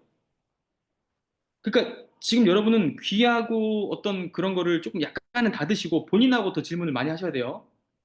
내가 지금 어떤 상황에 놓여 있는지를 알아야 전문가의 조언을 더 잘 받을 수 있습니다. 그래서 지금 제가 오늘 세 가지를 드린 거예요. 지금 여러분이 채팅 주신 걸로 어떤 판단을 해보건데 사업적으로 아예 그냥 직업적으로 이걸 확장하려고 마음을 먹으신 현인님 같은 경우에는 법인을 고려를 5개부터 해보시라. 5개부터. 5개부터 하면은 이게 60만 원씩 순수익만 남겨도 벌써 300만 원 넘어가잖아요. 이러면 비용 처리가 의미가 있는 수치가 돼요. 법인으로 비용 처리하는 게. 오케이? 근데 지금 기쁜 부자님처럼 한시적 1가구 2주택 제도로 첫 번째 주택에서 지금 양도 차익이 많이 난 상태야.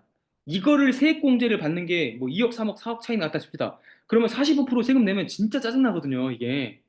여러분 4억에 45% 거의 2억 돈을 낸다고 생각해요, 세금으로. 주고 싶으세요? 이게 되게 크다고 생각이 되시면 이 2억이라는 걸 사실 순수익 민간임대 요거 단기 임대로 한번 낸다고 하면 생각해보세요. 몇 년 걸릴지. 그럼 이게 더 유리하잖아요. 이걸 지키고 싶을 때 쓰는 방법은 법인과 임대사업자다. 이게 완전히 깔끔하게 정리가 돼서 구별이 되셨으면 2번 눌러주세요. 2번. 이게 지금 자기한테 해당되는 사람들은 엄청 깔끔하게 느껴졌을 거고 아직 아무것도 모르겠는데 하시는 분들한테는 두루뭉술이 할 거예요, 이게. 오케이? 그래서 지금 자기 상황을 좀 파악하신 분들이 지금 완전히 이해를 하신 거예요. 아직 내가 이해가 잘 안 된다라고 생각하는 사람 있잖아요. 그런 사람들은 4번 치라고 안 할 테니까 그런 분들은 이렇게 들으세요. 나는 일단 개인으로 낙찰받아서 임대사업자 등록도 안 하고 법인도 만들지 않은 채로 단기 임대를 먼저 그냥 한번 해볼 거야. 사이트에 등록해가지고. 이렇게 하시는 겁니다. 제가 앞에서 말씀드렸던 별다른 상황이 있지 않으신 분들은 지금 제가 말씀드리는 대로 하시는 거예요. 요거 이해됐다, 5번. 이게 지금 다 개별성 있게 여러분을 분리해 드린 겁니다. 오케이? 완전히 소득으로 사업체처럼 운영을 해 가시는 분과 내가 갖고 있는 실거주 1주택의 비과세를 지켜야 되는 분 빼고 나머지는 그냥 낙찰받아서 아무것도 신경 쓰지 말고 단기 임대부터 해보시라. 오케이? 그리고 무주택자이면 고민을 하셔야 된다. 실거주를 먼저 마련할지 아니면 이걸로 사업을 먼저 진행을 하고 실거주를 좀 나중으로 미룰지 이건 본인 마음에 물어보고 먼저 판단을 하셔야 됩니다. 어떤 게 더 낫다는 말은 사실 없어요, 그런 건. 저도 빙빙 돌아서 온 거 아닙니까? 저도 명의를 처음에 아파트부터 하고 막 해갖고 내 실거주부터 마련해서 이렇게 쭉쭉쭉 이렇게 올라온 게 아니에요. 엄청 힘들고 어렵게 막 더러운 것들, 막 힘든 것들 다 해보면서 이렇게 거꾸로 온 거거든요. 그러면 경험이 많아집니다. 이런 걸 원하시는 분들은 그렇게 가셔도 돼요. 인생이 그렇게 흘러가는 것도 방법이에요, 나름. 알겠죠? 근데 단계별로 많이 얻는 효율적인 방법을 택하시는 분들은 또 다른 선택을 하셔야 됩니다. 그러니까 수업을 여러 개를 들어보시는 건 참 좋은 것 같아요. 자기한테 맞는 게 하나쯤은 나옵니다. 아시겠죠?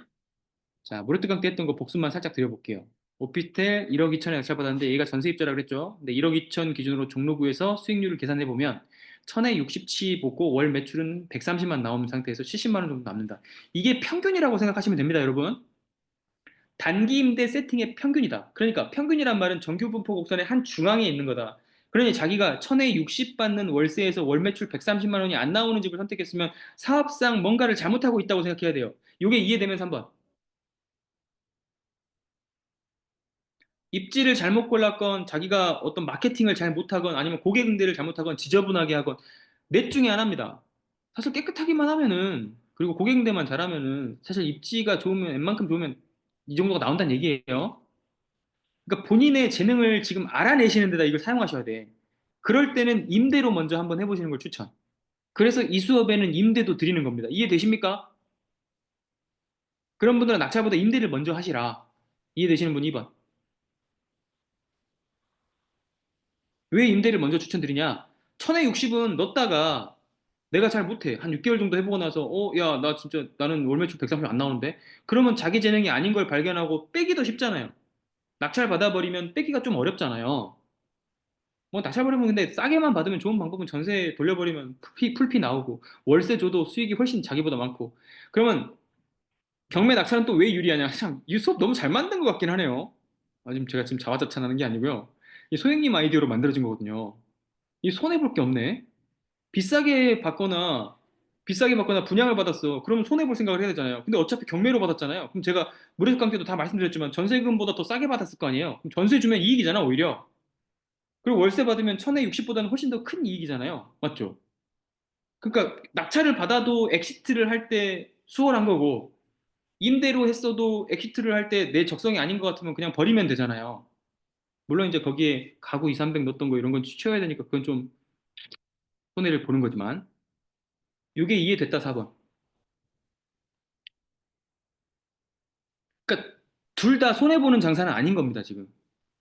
다만 손해를 볼 수 있는 걸 제가 막 머릿속으로 엄청나게 계산해 본 거야. 그게 지금 앞부분 수업 내용이에요.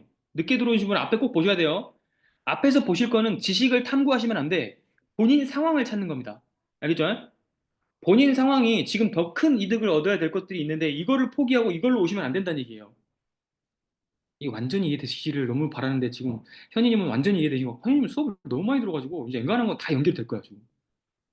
다 연결될 거예요 머릿속에. 다 연결될 겁니다 지금. 맞죠? 이게 지금 여러 군데서 빠바방 트여 있는 게 지금 하나로 원래 다 연결이 되는 거거든요. 근데 이게 일부만 사람들이 이렇게 보니까 되게 좁은 것 같은데 이게 다 연결이 될 겁니다 이제.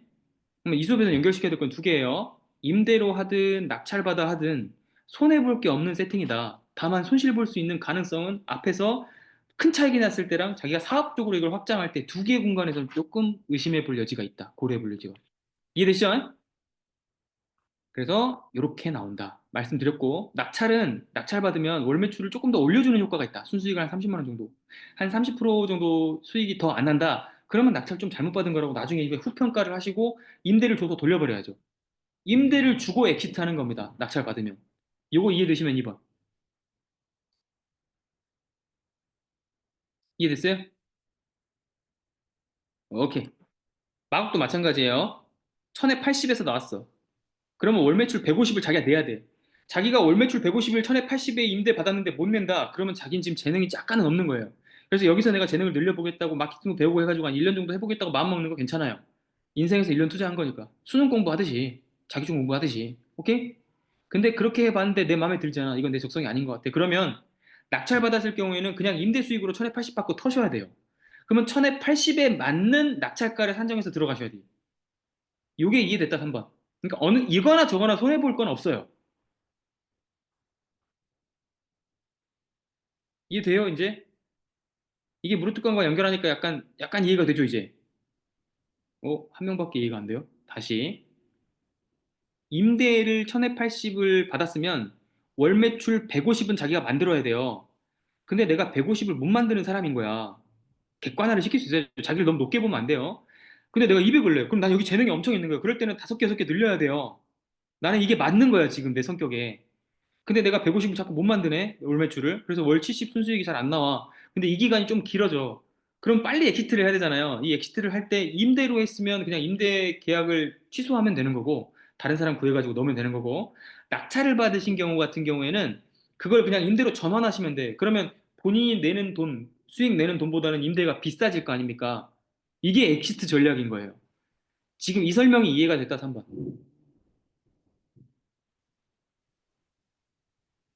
그러니까 본인이 사업적 재능이 있는지를 판단할 수 있는 매출 근거는 평균적으로 만들어 놓고 가야 됩니다. 그리고 지금부터 연습하실 건 뭐냐면 본인이 그거를 자기의 객관화와 함께 연결시킬 수 있어야 돼요. 나는 월 매출 150 만드나? 나는 월 매출을 가지고 조금 더 만들어낼 수 있는 사람인가? 이거를 계속 테스트 하셔야 돼요. 가만히 있으면서 야, 월 매출 150 되라 이렇게 하는 게 아닙니다. 이거 이제 현희님도 다 해보셨겠지만은 마케팅 진짜 열심히 하셔야 되고 블로그 되게 열심히 써야 되고 유튜브도 홍보하셔야 되고 여러 가지 전략들을 쓰셔야 돼요. 그런 것들은 이제 소영님이 다 알려주실 거예요. 믿고 보는 소영님 아닙니까? 저도 소영님한테 배운 게 너무 많아요, 진짜. 같이 일을 하고 있잖아요. 같이 일을 해보면, 그러니까 이게 사람에게 가장 큰 칭찬은 뭐냐면, 아, 나중에 언젠가 한번 같이 한번 일 좀 해보고 싶네요. 이게 어떤 사람에게 가장 큰 칭찬인 것 같아요. 저한테는 그렇습니다. 여러분한테는 아닐지 모르겠지만, 저는 그래요. 소영님이 자꾸 저를 그렇게 말해주시고, 저도 소영님이 계속 그렇게 생각이 되고, 그러니까 좀 좋은 거 아닐까요, 서로? 맞나요? 이게 성향상 다를 수 있어요. 자기한테 사랑한다고 많이 말해주는 사람이 더 좋을 수도 있지. 오케이? 근데 이제 그게 약간 일하는 사람 쪽은 아니에요. 그래가지고 일로서 같이 해보고 싶다는 판단이 드는 사람을 자꾸 주변에 만들어야 돼. 그게 이런 데서 만들어지는 거예요, 여러분. 이런 커뮤니티에 들어오는 게 아니면 안 만들어집니다. 어차피 다른 사람들이 이런 게 관심이 없어요. 의외로 여러분 세상에 나가서 술자리나 카페 같은 데 가서 한번 얘기를 해보세요. 여러분 이런 얘기를 즐거워하는 사람이 많지 않아요. 오케이? 이것도 정규분포 복성에 갖다 놓으면 거의 대부분은 이런 얘기를 안 해요. 지금은 거의 이제 계엄 얘기할 거고 아니면 드라마 얘기 많이 할 겁니다. 스포츠 얘기나. 손흥민이 이번에 막 코너킥 골 넣었거든요. 오케이? 그래서 다른 데 가면 대화가 안 될 거예요. 그러면 여기서 모아. 그래서 여기서 다른 사람이 지금 매출을 얼만큼 내고 있는지를 파악해 보시면 돼요. 그거는 에어비앤비 조회수나 댓글이나 이런 걸 보면 역으로 판단해요. 제가 역산하는 거 되게 좋아하는 거 아세요? 어떤 식당에 들어가잖아요.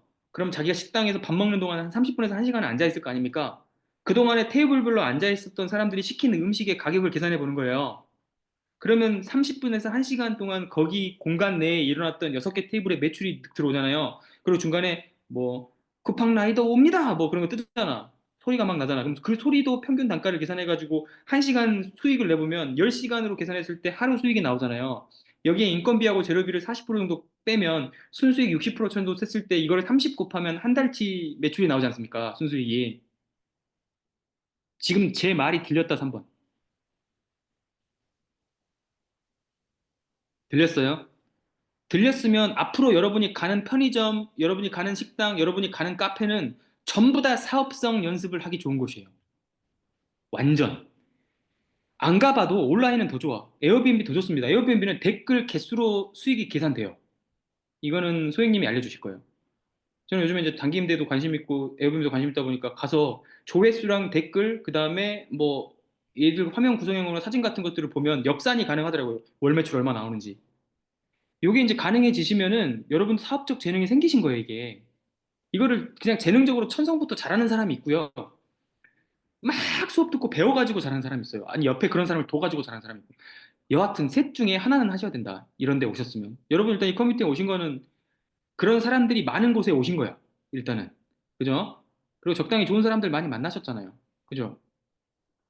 라이프 체인징이 좀 약간 제가 봤을 때는 그래도 가장 사기성이 좀 덜하지 않나? 그런 생각이 들어요. 선생님들 보면. 왜냐면 소영님 검증을 엄청 꼼꼼하게 하시거든요. 그리고 여러분의 선택을 못 받잖아요. 가차 없어요, 정말. 정말 여러분의 선택 못 받는 사람은 뭐 아무리 자산이 많든 가차 없습니다. 이해되시죠? 소영님 안 들어오 계시나 혹시? 들어와 계시면 안 되는데. 안 들어와 계시죠? 오프 더 레코드. 말실수할 뻔했네. 아무튼 가차 없어요. 그러니까 사업을 잘하는 겁니다. 아시겠죠?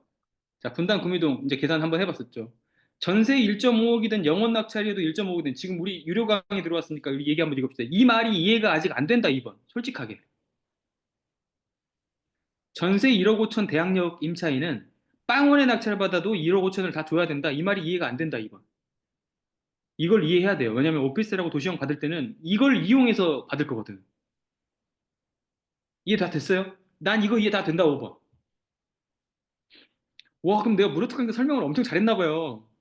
그냥 요즘에 좀 메리 크리스마스, 크리스마스 때문에 제가 먼지인 걸 충분히 인지하고 있음에도 불구하고 제가 지금 스스로를 칭찬하고 있습니다. 교만했다면 죄송합니다, 여러분. 설명을 너무 잘했나 봐. 이제 전세가 들어가 있으면 어 바보 같은 사람이 그 7천을 쓰는 멍청한 짓을 하지 말라고 이제 이거 인지됐어요, 이제. 싼 느낌을 잠깐 받으려고 3천, 7천을 쓸 수 있지만 어차피 1억 5천 더 복잡하다. 그냥 애초에 그냥 그거를 입찰할 생각이었으면 전세 1억 5천 들어있으면 1억 5천을 쓰라. 요게 이해가 됐다, 4번. 이게 무료특강에서 내가 꼭 남겨주고 싶었던 한 단어거든요. 이걸 모르는 사람이 너무 많아가지고. 어? 다 이해했어요? 3명밖에 이해 못했나? 4번 쳐봐요. 이해한 사람은 4번. 다 이해했어요? 이해가 안 된 사람도 있는 것 같은데. 이거 샤이해서 말 못하는 거 아니야? 이거 샤이해도 말하셔야 돼요, 여러분. 왜냐면 이거 모르면 대학력 포기 물건을 찾아서 우리가 낙찰을 받을 수가 없어. 나 솔직히 이거 말 아직 이해가 안 된다. 주변에 한 번만 더 얘기해 주세요, 2번.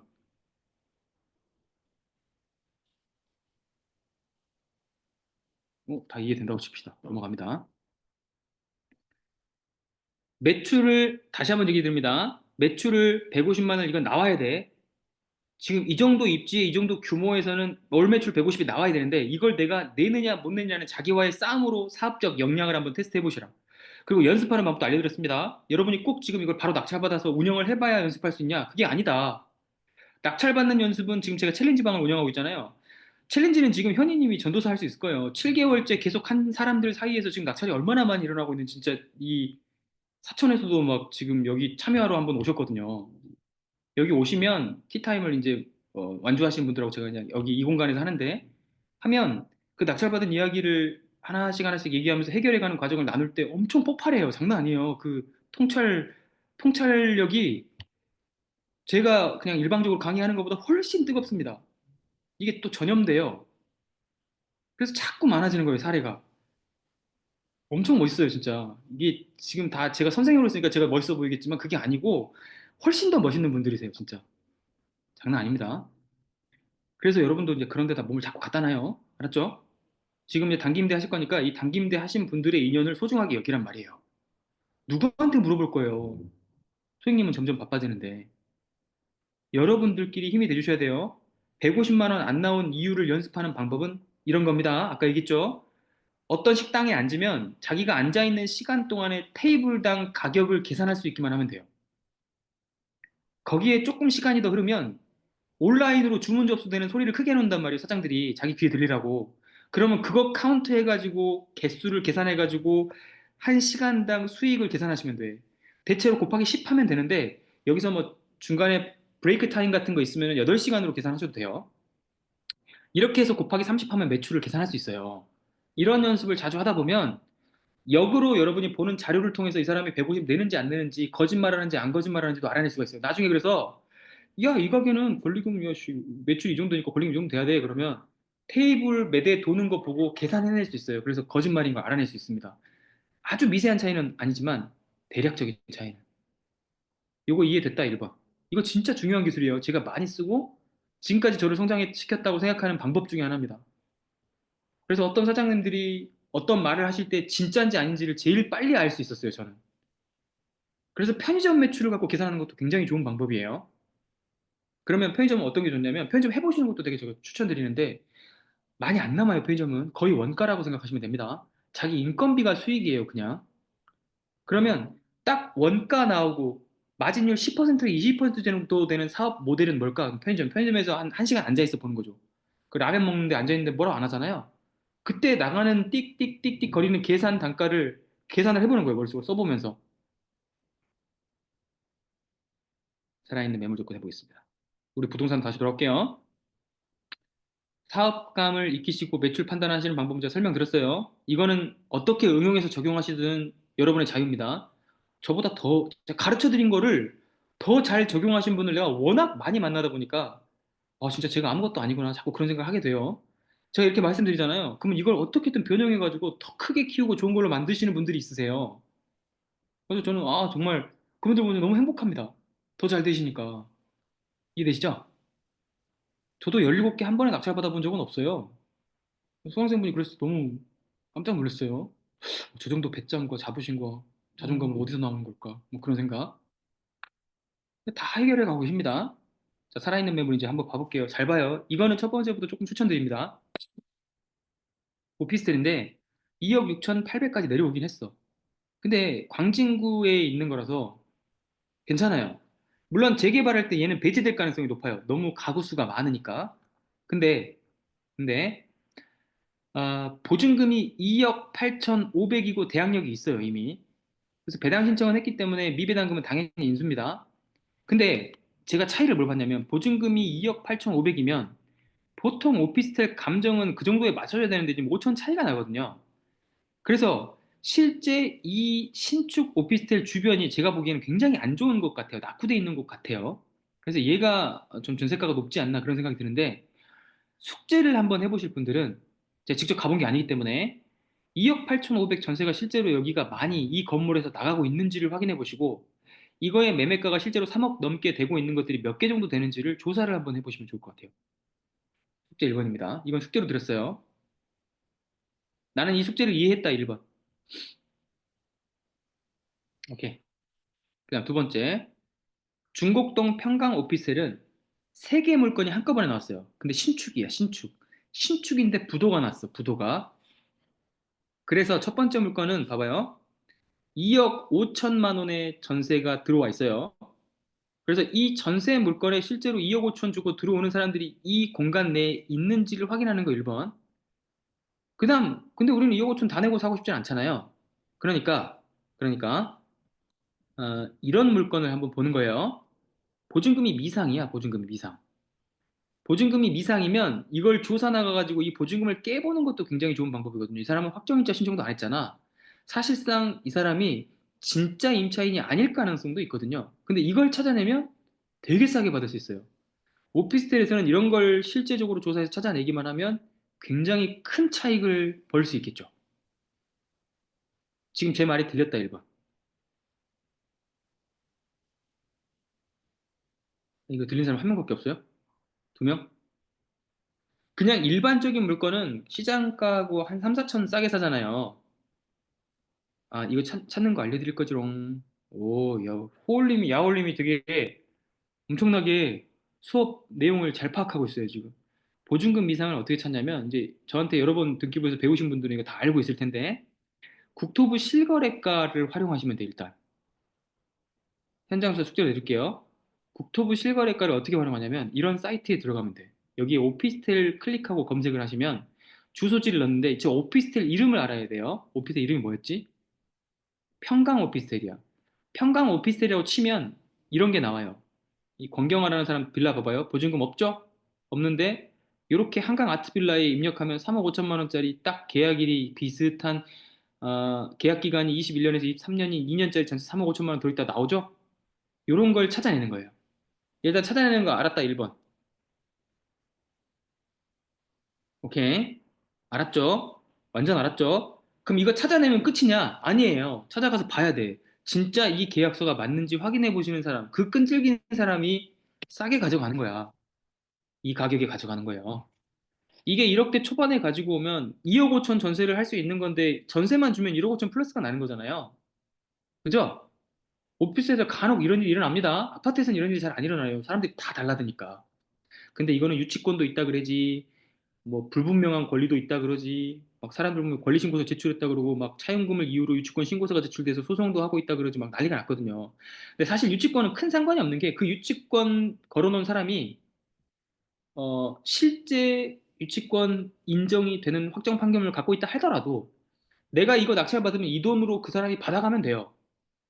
그러니까 나하고 그 유치권자하고 큰 연관성은 없다고 생각하시면 돼요. 세 개의 물건이 나왔습니다. 그중에 보증금 미상 물건이 하나가 있는데 나머지 물건은 2억 5천씩 전세가 들어있더라. 그러면 실제 조사할 때는 이쪽이 전세 2억 5천이 진짜 들면 바로 나가는 건지 매매는 이루어지고 있는지 그리고 주거 미상 임차인이 들어있는데 내가 국토부 실거래 조사를 해보고 난 거랑 일치하는지를 현장 조사를 해보셔야 돼. 현장 조사 방법은 두 개. 찾아가 보면 말 안 해주거나 안 열어주겠지. 그런 경우가 많아요. 주변 부동산에서 거래를 했을 거예요. 입력은 실거래 신고는 여러분이 직접 셀프로 거래하실 수 있는 분이 아니면 다 부동산 중개인이 해주거든요. 이 근처에 부동산 뭐 몇 개나 있겠어. 5개 있다 칩시다. 5군데를 돌아다녀 보면서 1104호 김동욱 임차인의 전세권 한번 거래해 주신 적 혹시 있으세요? 미친 척 물어보는 거예요. 뭐야 저 새끼 하고 그냥 무시하는 사람도 있겠지만 혹시나 대답해 주는 사람 한 명이 걸린다면 럭키죠. 그러면 들어가는 겁니다. 5개 돌았는데 아무것도 실익이 없어요. 사람 만나봤는데 얘기도 안 해줘. 진짜 모르겠어. 그럼 안 들어가야지. 하지만 난 뭘 얻었어요? 자신감을 얻었죠. 나는 이런 거 1억 차익을 내기 위해서 열심히 부동산을 돌아보면서 거절을 당하는 연습을 했는데 나는 거절당하는 연습을 100번, 200번 해볼 거야 라고 마음을 먹었는데 벌써 5번이나 오를 거절을 당했네. 나이스. 95번 남았다. 어떻습니까, 여러분? 이 마인드 괜찮아요? 거절을 절대 두려워하지 마세요. 알겠죠? 여러분이 거절을 200번 정도 당해보기 전까지는 사실 부자가 되긴 어렵다고 생각하시면 됩니다. 알겠죠? 부자까지도 아니에요. 집 한두 채 정도 서울 경기에 가지고 있으려면 뭐 그 정도는 부자죠, 사실. 일반 입장에서. 그러려면 최소한 200번 정도의 거절은 당해 보셔야 됩니다. 숫자를 카운트해 보시는 것도 방법이에요. 저는 쉬워요. 거절을 너무 많이 당하고 있기 때문에 딸한테도 아내한테도 매일매일 거절을 당하고 있죠. 농담처럼 말씀드렸고요. 지난 6, 7년 혹은 8년 정도의 시간을 돌이켜보면 거의 경매는 거절 연습입니다. 부동산과 공무원과 지자체와 돌아다니면서 거절을 제가 세보진 않았지만 2,000번 이상은 당해본 것 같네요.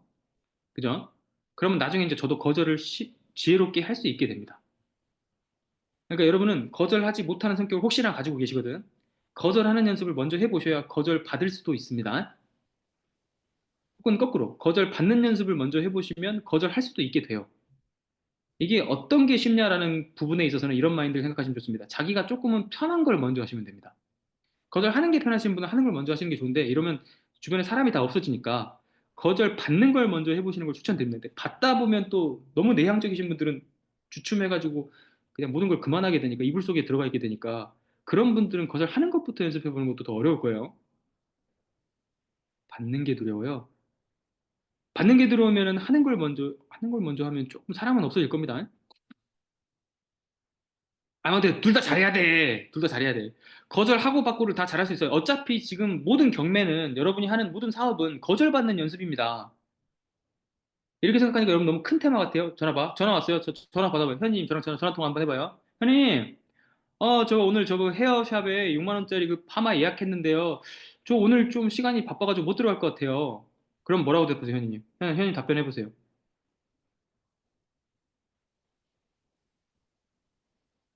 그것도 거절이에요. 그러니까 너무 어렵게 생각하신 거야. 이거 거절입니다. 지금 예약하셨는데 1인 샵에서 그거를 하시면 노쇼가 되니까 그 노쇼는 좀 거절하시면 좀 되게 난감한데요. 그 시간을 비워놨는데. 괜찮으시면 다른 날 오세요 하세요. 이건 거절한 게 아니잖아.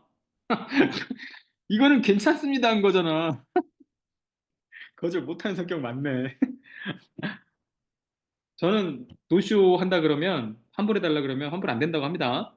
그럼 이제 그날 어떻게든 와고 이용을 하더라고요. 거절을 해봐야 돼요. 아시겠죠? 이 또 어려운 성격들 나오셨네. 현희님도 I형이던데 깔롱이콘도 I형인가 보다. 그러면 두 분한테 숙제를 내겠습니다. 현님 너무 멀리 사시니까 깔라이코님도 이거 연습해보세요. 주거 임차인 미상 물건 찾아다니면서 연습하는 거 되게 좋습니다. 그러니까 저한테 배우시면 제가 조금 잘한다고 얘기하거나 아니 이건 또 교만한 이야기인데 그냥 조금 더 많이 해본 게 뭐냐면 사실상 뭘 사고 팔고 이런 문제가 아니잖아요. 투자라고 하는 건. 본인을 극복하는 과정인 겁니다. 사실은.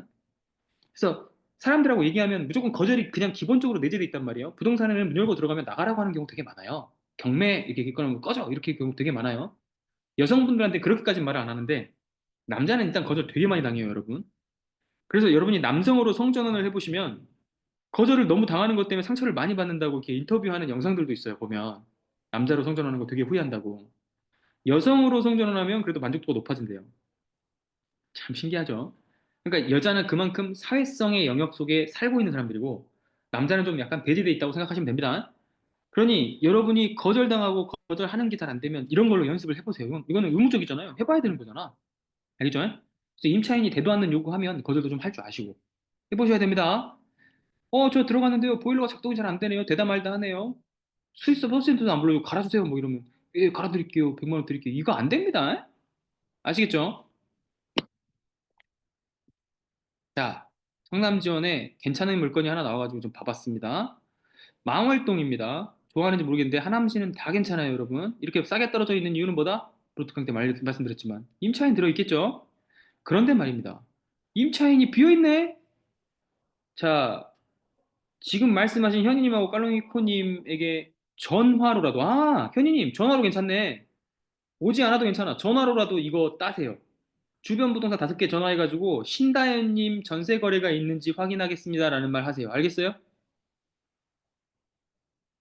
5군데는 물어보는 거예요. 2개 물건. 일단 먼저 해야 될 거 뭐고? 국토부의 실거래 신고에 들어가가지고 22년 2월 15일로 전입신고를 했으니까 22년 1월쯤 혹은 21년 12월쯤에 계약서상의 거래가 된 내역이 국토부 실거래 신고 사이트에 등록이 돼 있는지를 먼저 확인하시고 오케이? 몇 층이야? 25층. 25층 1102동 2505니까 1102동의 25층의 2022년 1월이나 2021년 12월 거래 내역이 있는지를 실거래 신고 먼저 하신 다음에 전화 5군데 돌려서 신다연 임차인이 전세로 들어간 전세 계약서 있으신지 좀 찾아봐 주세요라고 하는 거 찾아내신 분 연습을 먼저 해보니까 두 분 중 경쟁시키겠습니다. 개인정보를 안 알려주지 않나요? 아니요. 거래 내역이 있는지만 물어보는 거죠. 개인정보를 뭘 물어봤는데 제가. 개인정보는 제가 알려드렸죠. 야올르니 신다연님 이름으로 전세 계약을 했는데 이거는 여러분이 서사를 만들면 되잖아요. 아, 쉰다이라는 사람이 있는데요. 그게 그 전세 계약이 뭐 22년 1월이나 21년 12월 혹시 된 거 있는지 좀 알아볼 수 있을까요? 신다현님이요? 이렇게 이어가면 얘기되는 거고. 신다현 뭐 귀찮아요. 그러면 안 되는 거고. 아시겠죠? 아니 개인정보는 본인이 말한 거잖아요. 홀님 방향이 거꾸로잖아. 개인정보는 내가 말했잖아요. 그 사람이 말해줄 개인정보가 뭔데요? 전화번호 안 물어봤어요. 전화번호까지 얘기해 주는 사람도 있긴 합니다만 드물고요. 전화번호는 개인정보니까 안 알려줍니다. 근데 신다현님이 전세 거기에 살았는지 안 살았는지는 그냥 깔끔하게 얘기하실 수 있는 분은 자기가 이제 말을 어버버하지 않는다면 경매물건으로 나와서 그런데 신다현님이 전세 보증금이 미상이어서 그래요. 그거를 좀 알아보고 싶어서 그런데 예, 그렇게 해도 되고. 근데 이러면 거의 안 알려줍니다. 거의 안 알려주기 때문에 가족이라고 얘기를 하셔도 되고 아니면 지인이라고 얘기하셔도 됩니다. 지인이라고. 신다현님이라고 하는 분이 지금 거래 내역을 언제 했는지가 너무 알고 싶은데 이게 부동산에 전화를 해봐도 이 거래하신 부동산 사장님들이 안 계시네요. 혹시 공동중개 같은 거 하셨으면 기억나신 거 있으세요? 사람 이름은 기억이 안 나도 집은 기억이 나거든요, 집은. 이 그 망월동 여기 지금 무슨 오피스인지 이름 아셔야 돼요. 이 오피스텔에 1100이동 2505호 혹시 거래했던 거 기억나세요? 아니면 이렇게 반갑게 전화해도 돼요. 이거는 제가 알려드리니까 좀 엄청나신 분들이 막 연기를 잘하시던데 이건 여러분이 이제 창의적으로 짜보세요. 사장님 너무 반가워요. 저기 그 2500, 1102동 2505호 그 거래했던 사람인데 기억나세요? 그러면 사장님이 멍미하겠지. 2505요? 글쎄요. 저 신다현이에요. 저 기억이 잘 안 나는데. 언제 거래하셨는데요? 2022년 1월쯤에 2021년 12월인가? 그때쯤 하지 않았어요? 그때 크리스마스 다음에 약간 신정 오고 그랬는데. 오케이? 여기까지만 합시다. 여러분 좀 창의적으로 여러분이 해보세요. 제가 관리비 알아내는 방법도 살짝 이런 식으로 팁을 알려드렸더니 엄청난 분이 생기셨어요. 이거 내가 블로그에도 한번 해놓은 적이 있는데 관리소에 일단 전화해가지고 뭐라고 했냐면 아니 지금 관리비 좀 미납했다고 이렇게 독촉으로 막 하면서 지금 전기랑 이게 수도를 끊겠다고 하시면 어떡해요? 이렇게 했대요. 소장님이 목미? 뭐요? 뭘 끊어요? 그렇게 발리 안 끊어요. 그렇게 했대요.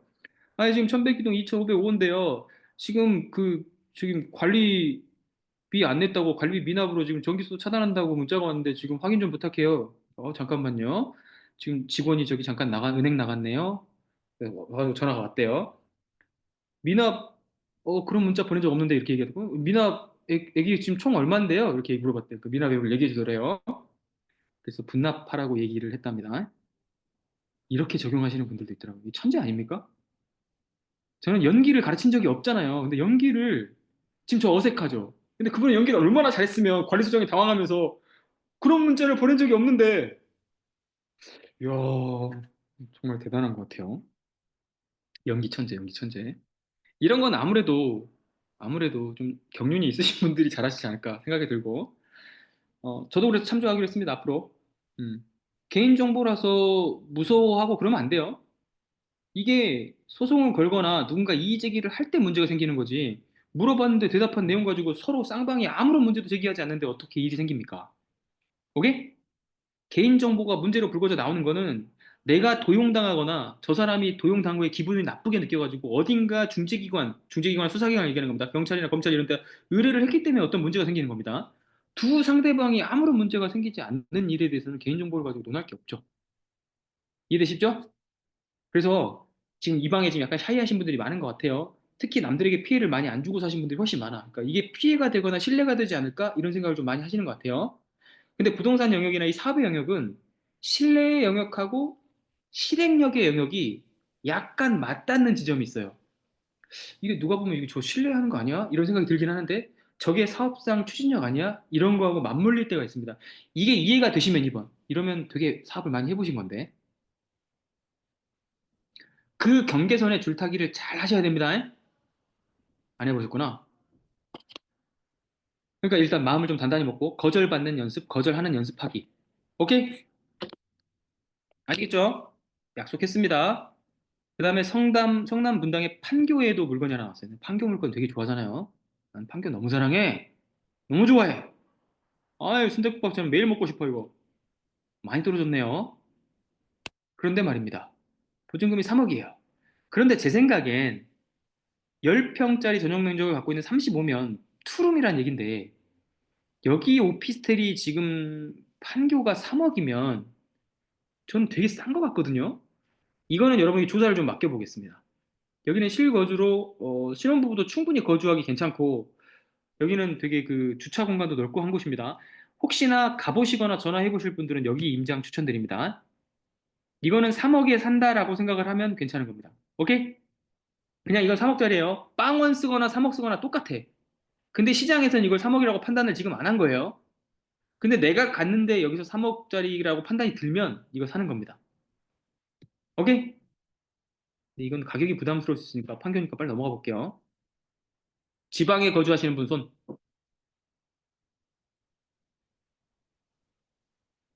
전부 다 수도권이에요? 현님 사천인 거 알고 사천 빼고. 현님 빼고. 나머지. 부산 있네요. 좋아요, 부산. 부산도 한번 가볼게요. 부산 대전 물건이 있는데 지금 제가 지역은 막 섞어놨어요. 경매 입찰 날짜가 빠른 것부터 지금 제가 검색을 하고 있습니다. 전국에 있는 물건 전부 다 봤으니까 저 좀 칭찬해줘야 되는 거 아니에요, 여러분? 그죠? 물건이 한 870개 정도 있는데 오늘 권리 분석은 1월 한 12일까지는 다 완료했습니다. 계속 나오는 대로 내가 추정할게요. 알겠죠? 이거는 역세권이어서 되게 괜찮아요. 해운대역에 딱 붙어 있습니다. 그리고 상업지역이에요. 그런데 말입니다. 2억짜리예요. 이건 2억짜리입니다.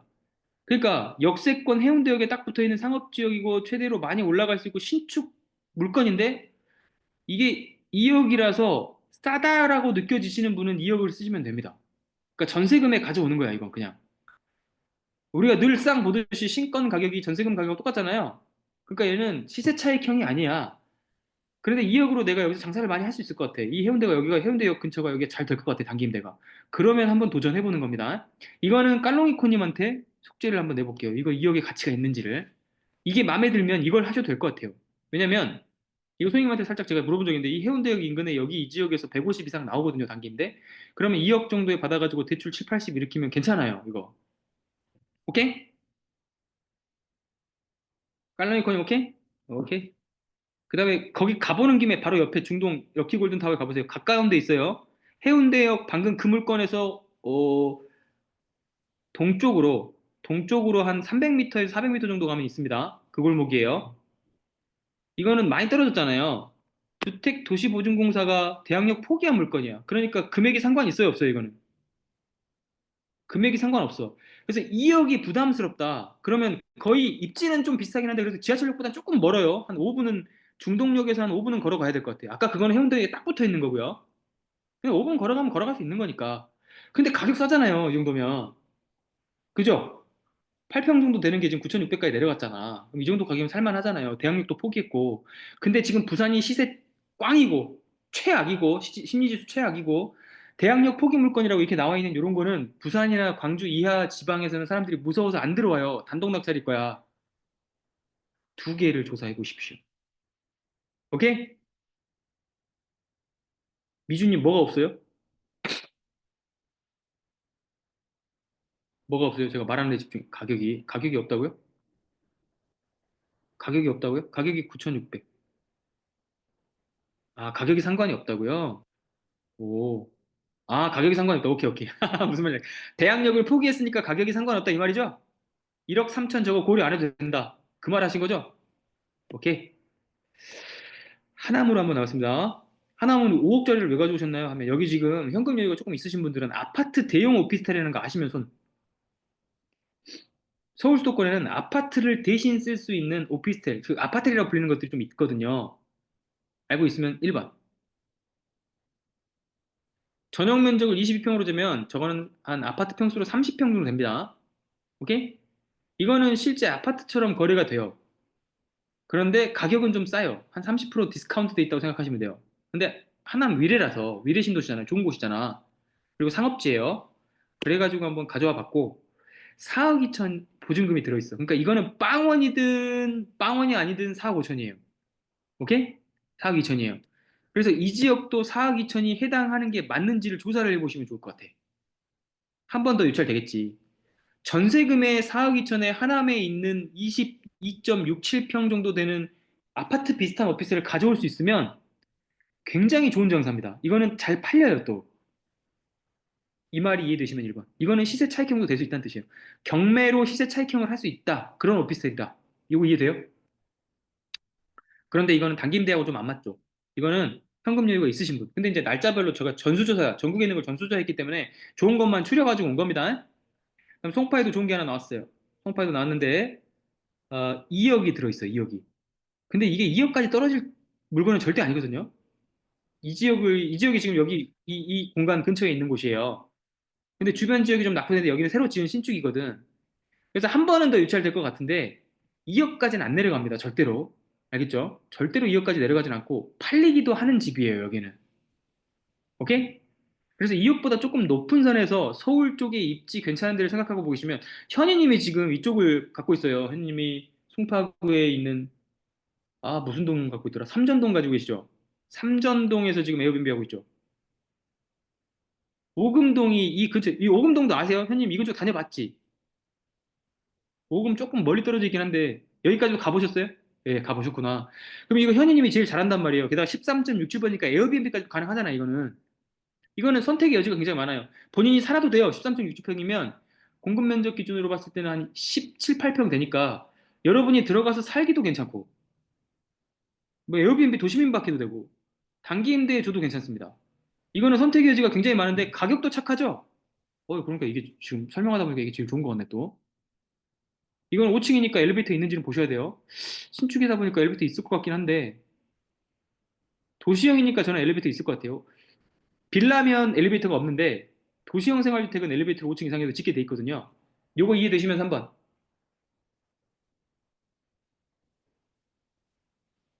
현희님은 서울 오시는 날 이거 임장 한번 해보세요. 아마 현희님이 더 관심이 많이 갈 것 같고 서울 사시는 분이나 경기도권 사시는 분들은 송파 쪽에 입지를 하나 장악해 놓고 싶으시면 요 물건 주목하세요. 이건 어떻게든 다른 분이 가져갈 것 같긴 해요. 다시 해운대로 왔습니다. 여기는 어디쯤이냐면요. 중동역에서 상단부로 위니까 롯데 하이마트 쪽 위쪽이야. 그러니까 아까 중동역 저기 해운대역에서 중동역 쪽으로 한 300m 이동했다가 여기는 조금 많이 가요. 한 1km 정도 이동해서 장산역하고 중동역 사이에 있는 물건이라고 생각하시면 됩니다. 알겠죠? 근데 가격이 싸. 여기선 조금 멀란가 몰라도 가격이 싸네. 가격이 어떻게 싸다는 걸 알아요? 그때 보니까 2천에 25. 그러니까 보증금 들어있는 거는 사실 저거 신경 안 써도 돼요. 소액보증금이니까 2천까지 사람 다 받아가요. 그러면 이제 우리는 가격만 생각하면 돼요. 그래서 임장하실 때 해운대 쪽에 있는 거 세 개를 깔롱이코님 지금 부산 사시는 분 깔롱이코님 한 명인가요? 부산 사는 분 다른 분 부산 손 부산 인근 손 어디까지냐면 진주나 대구까지도 다 부산권으로 보겠습니다. 에어비앤비 단기임대가 잘 되는 거는 부산 해운대가 그래도 지방 중엔 제일 잘 되거든요. 손 없어요. 깔롱이코님이 그러면 세 개 다 조사합시다. 하실 수 있죠? 깔롱이코님 잘하시잖아. 할로윈님 그 댓글 주신 거 보니까 굉장히 잘하시는 분이던데. 왜 땀삐질이 세 개가 있지? 알겠습니다. 땀삐질 삐질 삐질. 아이형이시라 그런가. 자, 대전 근처에 사시는 분 1번. 대전 근처 사시는 분 1번. 없어요. 그냥 대전을 한번 봅시다. 분양 막 돼 있다가 포기된 거 보죠? 이런 게 신축이에요, 여러분. 상업지역, 빨간색인 거 상업지역이잖아. 상업지역의 대로변에 분양 실패한 오피스텔이 이렇게 나온단 말이에요. 그럼 신축이잖아요. 원래 이제 부가세 면제로 분양을 했겠지. 근데 이제 부가세 면제 분양이 문제가 아니에요. 왜냐면 원래 분양했던 가격에서 절반 이하로 떨어져 버렸거든. 오피스텔이나 상가에 이럴 때 사는 거예요. 제가 오피스텔 상가 접근하는 방식을 이해하시는 분 1번. 절대 신축 분양 안 들어갑니다. 신축을 경매로 사는 거예요. 잘 나오지는 않지만 망해야 돼. 신축 회사가, 시행사가. 망하는 걸 기다리고 있다고 얘기하면 좀 그렇지만 잘 극복해주면 좋겠는데 극복을 못 하신 거지.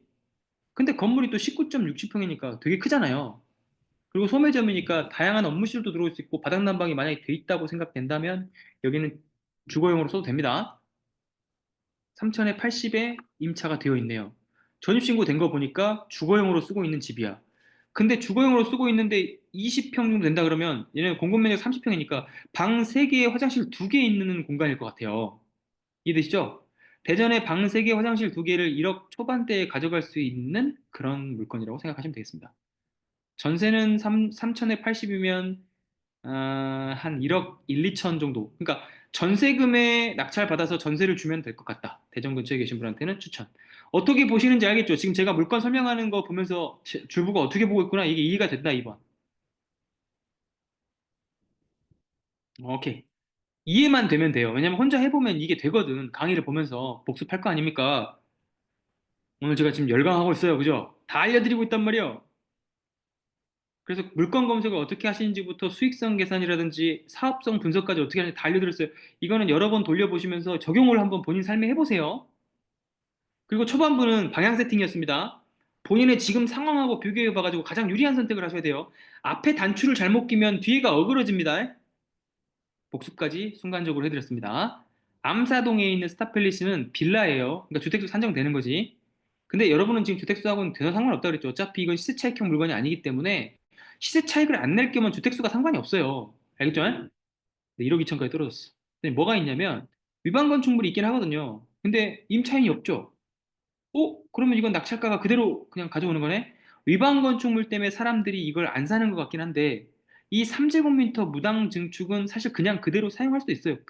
크게 뭐 이의 제기를 하거나 그러지 않거든요. 오케이? 그것까지 사용할 수 있으면 10평은 3제곱미터 추가 플러스 되니까 한 평 정도 더 크다는 얘기야.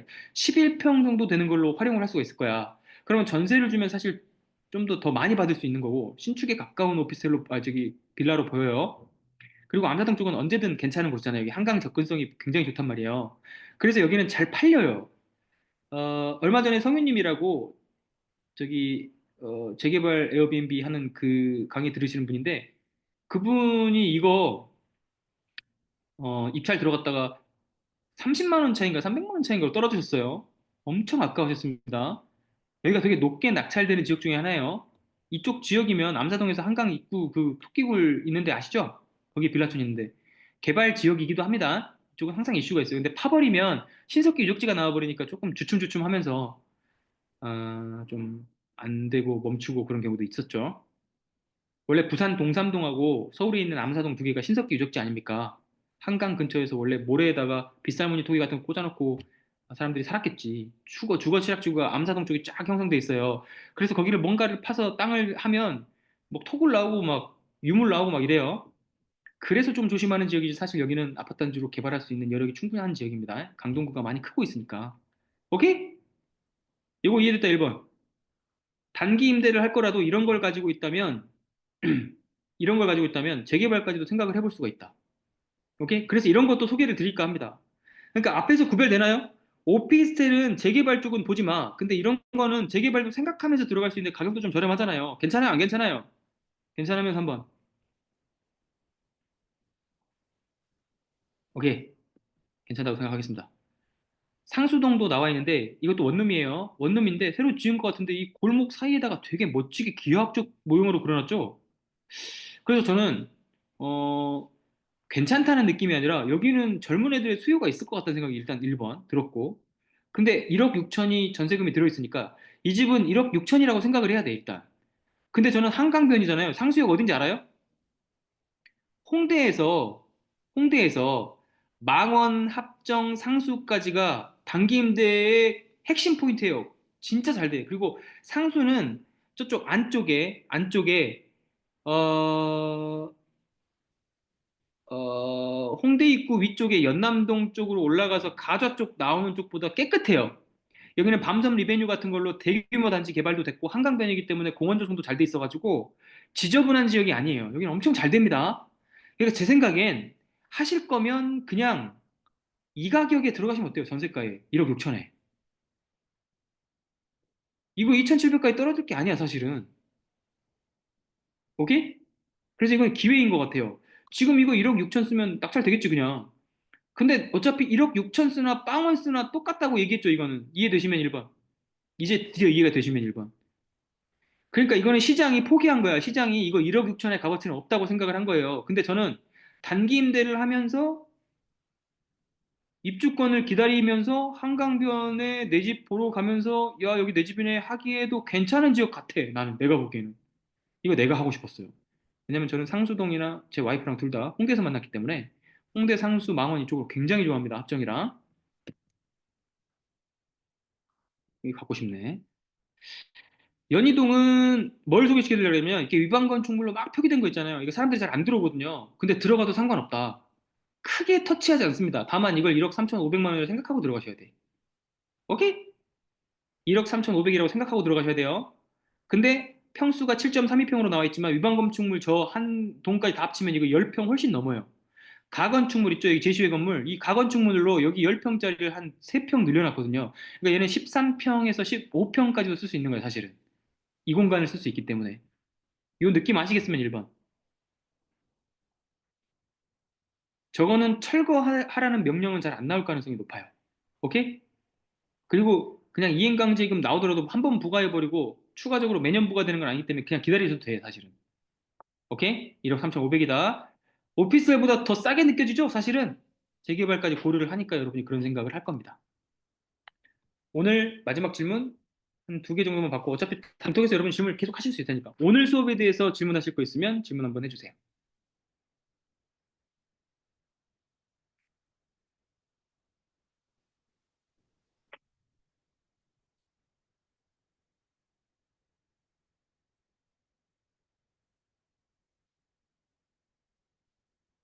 없어요?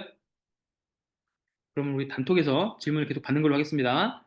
다음 주에는 이제 소행님이 에어비앤비에 대해서 전부 다 풀어줄 거예요. 그리고 나서 그 다음 주부터는 물건 추천 계속 이런 식으로 단톡에 계속 갈 거예요. 캡처해가지고 올리고 이거는 이런 식이 괜찮습니다. 그러면 여러분이 마음에 드는 게 나오면 그냥 얘기하든 안 하든 그냥 한 번씩은 입찰은 꼭 해보는 겁니다. 자주 해봐도 잘 안 돼요. 낙찰이 쉽게 그렇게 되는 게 아니야. 그래서 처음에 마음이 좀 많이 상할 것 같으면은 대리 입찰을 많이 보내세요. 알겠죠? 본인이 가능면 타격이 더 커요. 대리로 가면 그냥 10만 원을 잃었다는 생각밖에 안 들거든요. 이해되시면 1번. 그냥 10만 원 잃었다. 예, 주문해요, 현이님. 언제든 환영이죠. 석촌호수 앞에. 네, 나와버리네. 여기가 석촌호수 앞입니다. 예, 말씀하세요.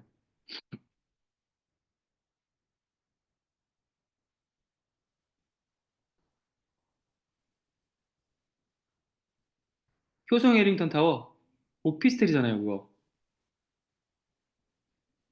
아, 당기기도 하고. 예. 근데 그거 경매 안 나왔을 텐데.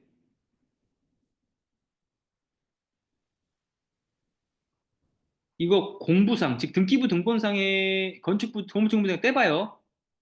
아파트라고 되어 있는데 아파텔인 게 많아. 아파텔. 오피스텔인데 아파트라고 등록을 해놓은 것들이 꽤 많아요. 알겠죠? 건축물 대장 보는 방법 알죠? 이제 등기부 배웠으니까 등기부 건축물 대장 두 개를 다 떼봐요. 알겠죠? 아무튼 말해봐요. 당기임대도 하고 경매 안 나오겠지 잘. 1호점 근데 만약에 나중에라도 사게 되면 1호점 명의 끝날 때 맞춰서 하면 돼요? 그렇죠, 그렇죠, 그렇죠. 아니면 뭐 친구분 명의로 일단 하나를 해놓고 같이 하시면 안 되나요? 살거나 서울 올라올 생각을 하시네 지금. 이웃이 되시겠는데 지금. 거기 좋아요. 삶의 거주 만족도는 최고입니다, 최고. 잠깐만, 비싸들 텐데. 해리턴타운 몇 평짜리인데요?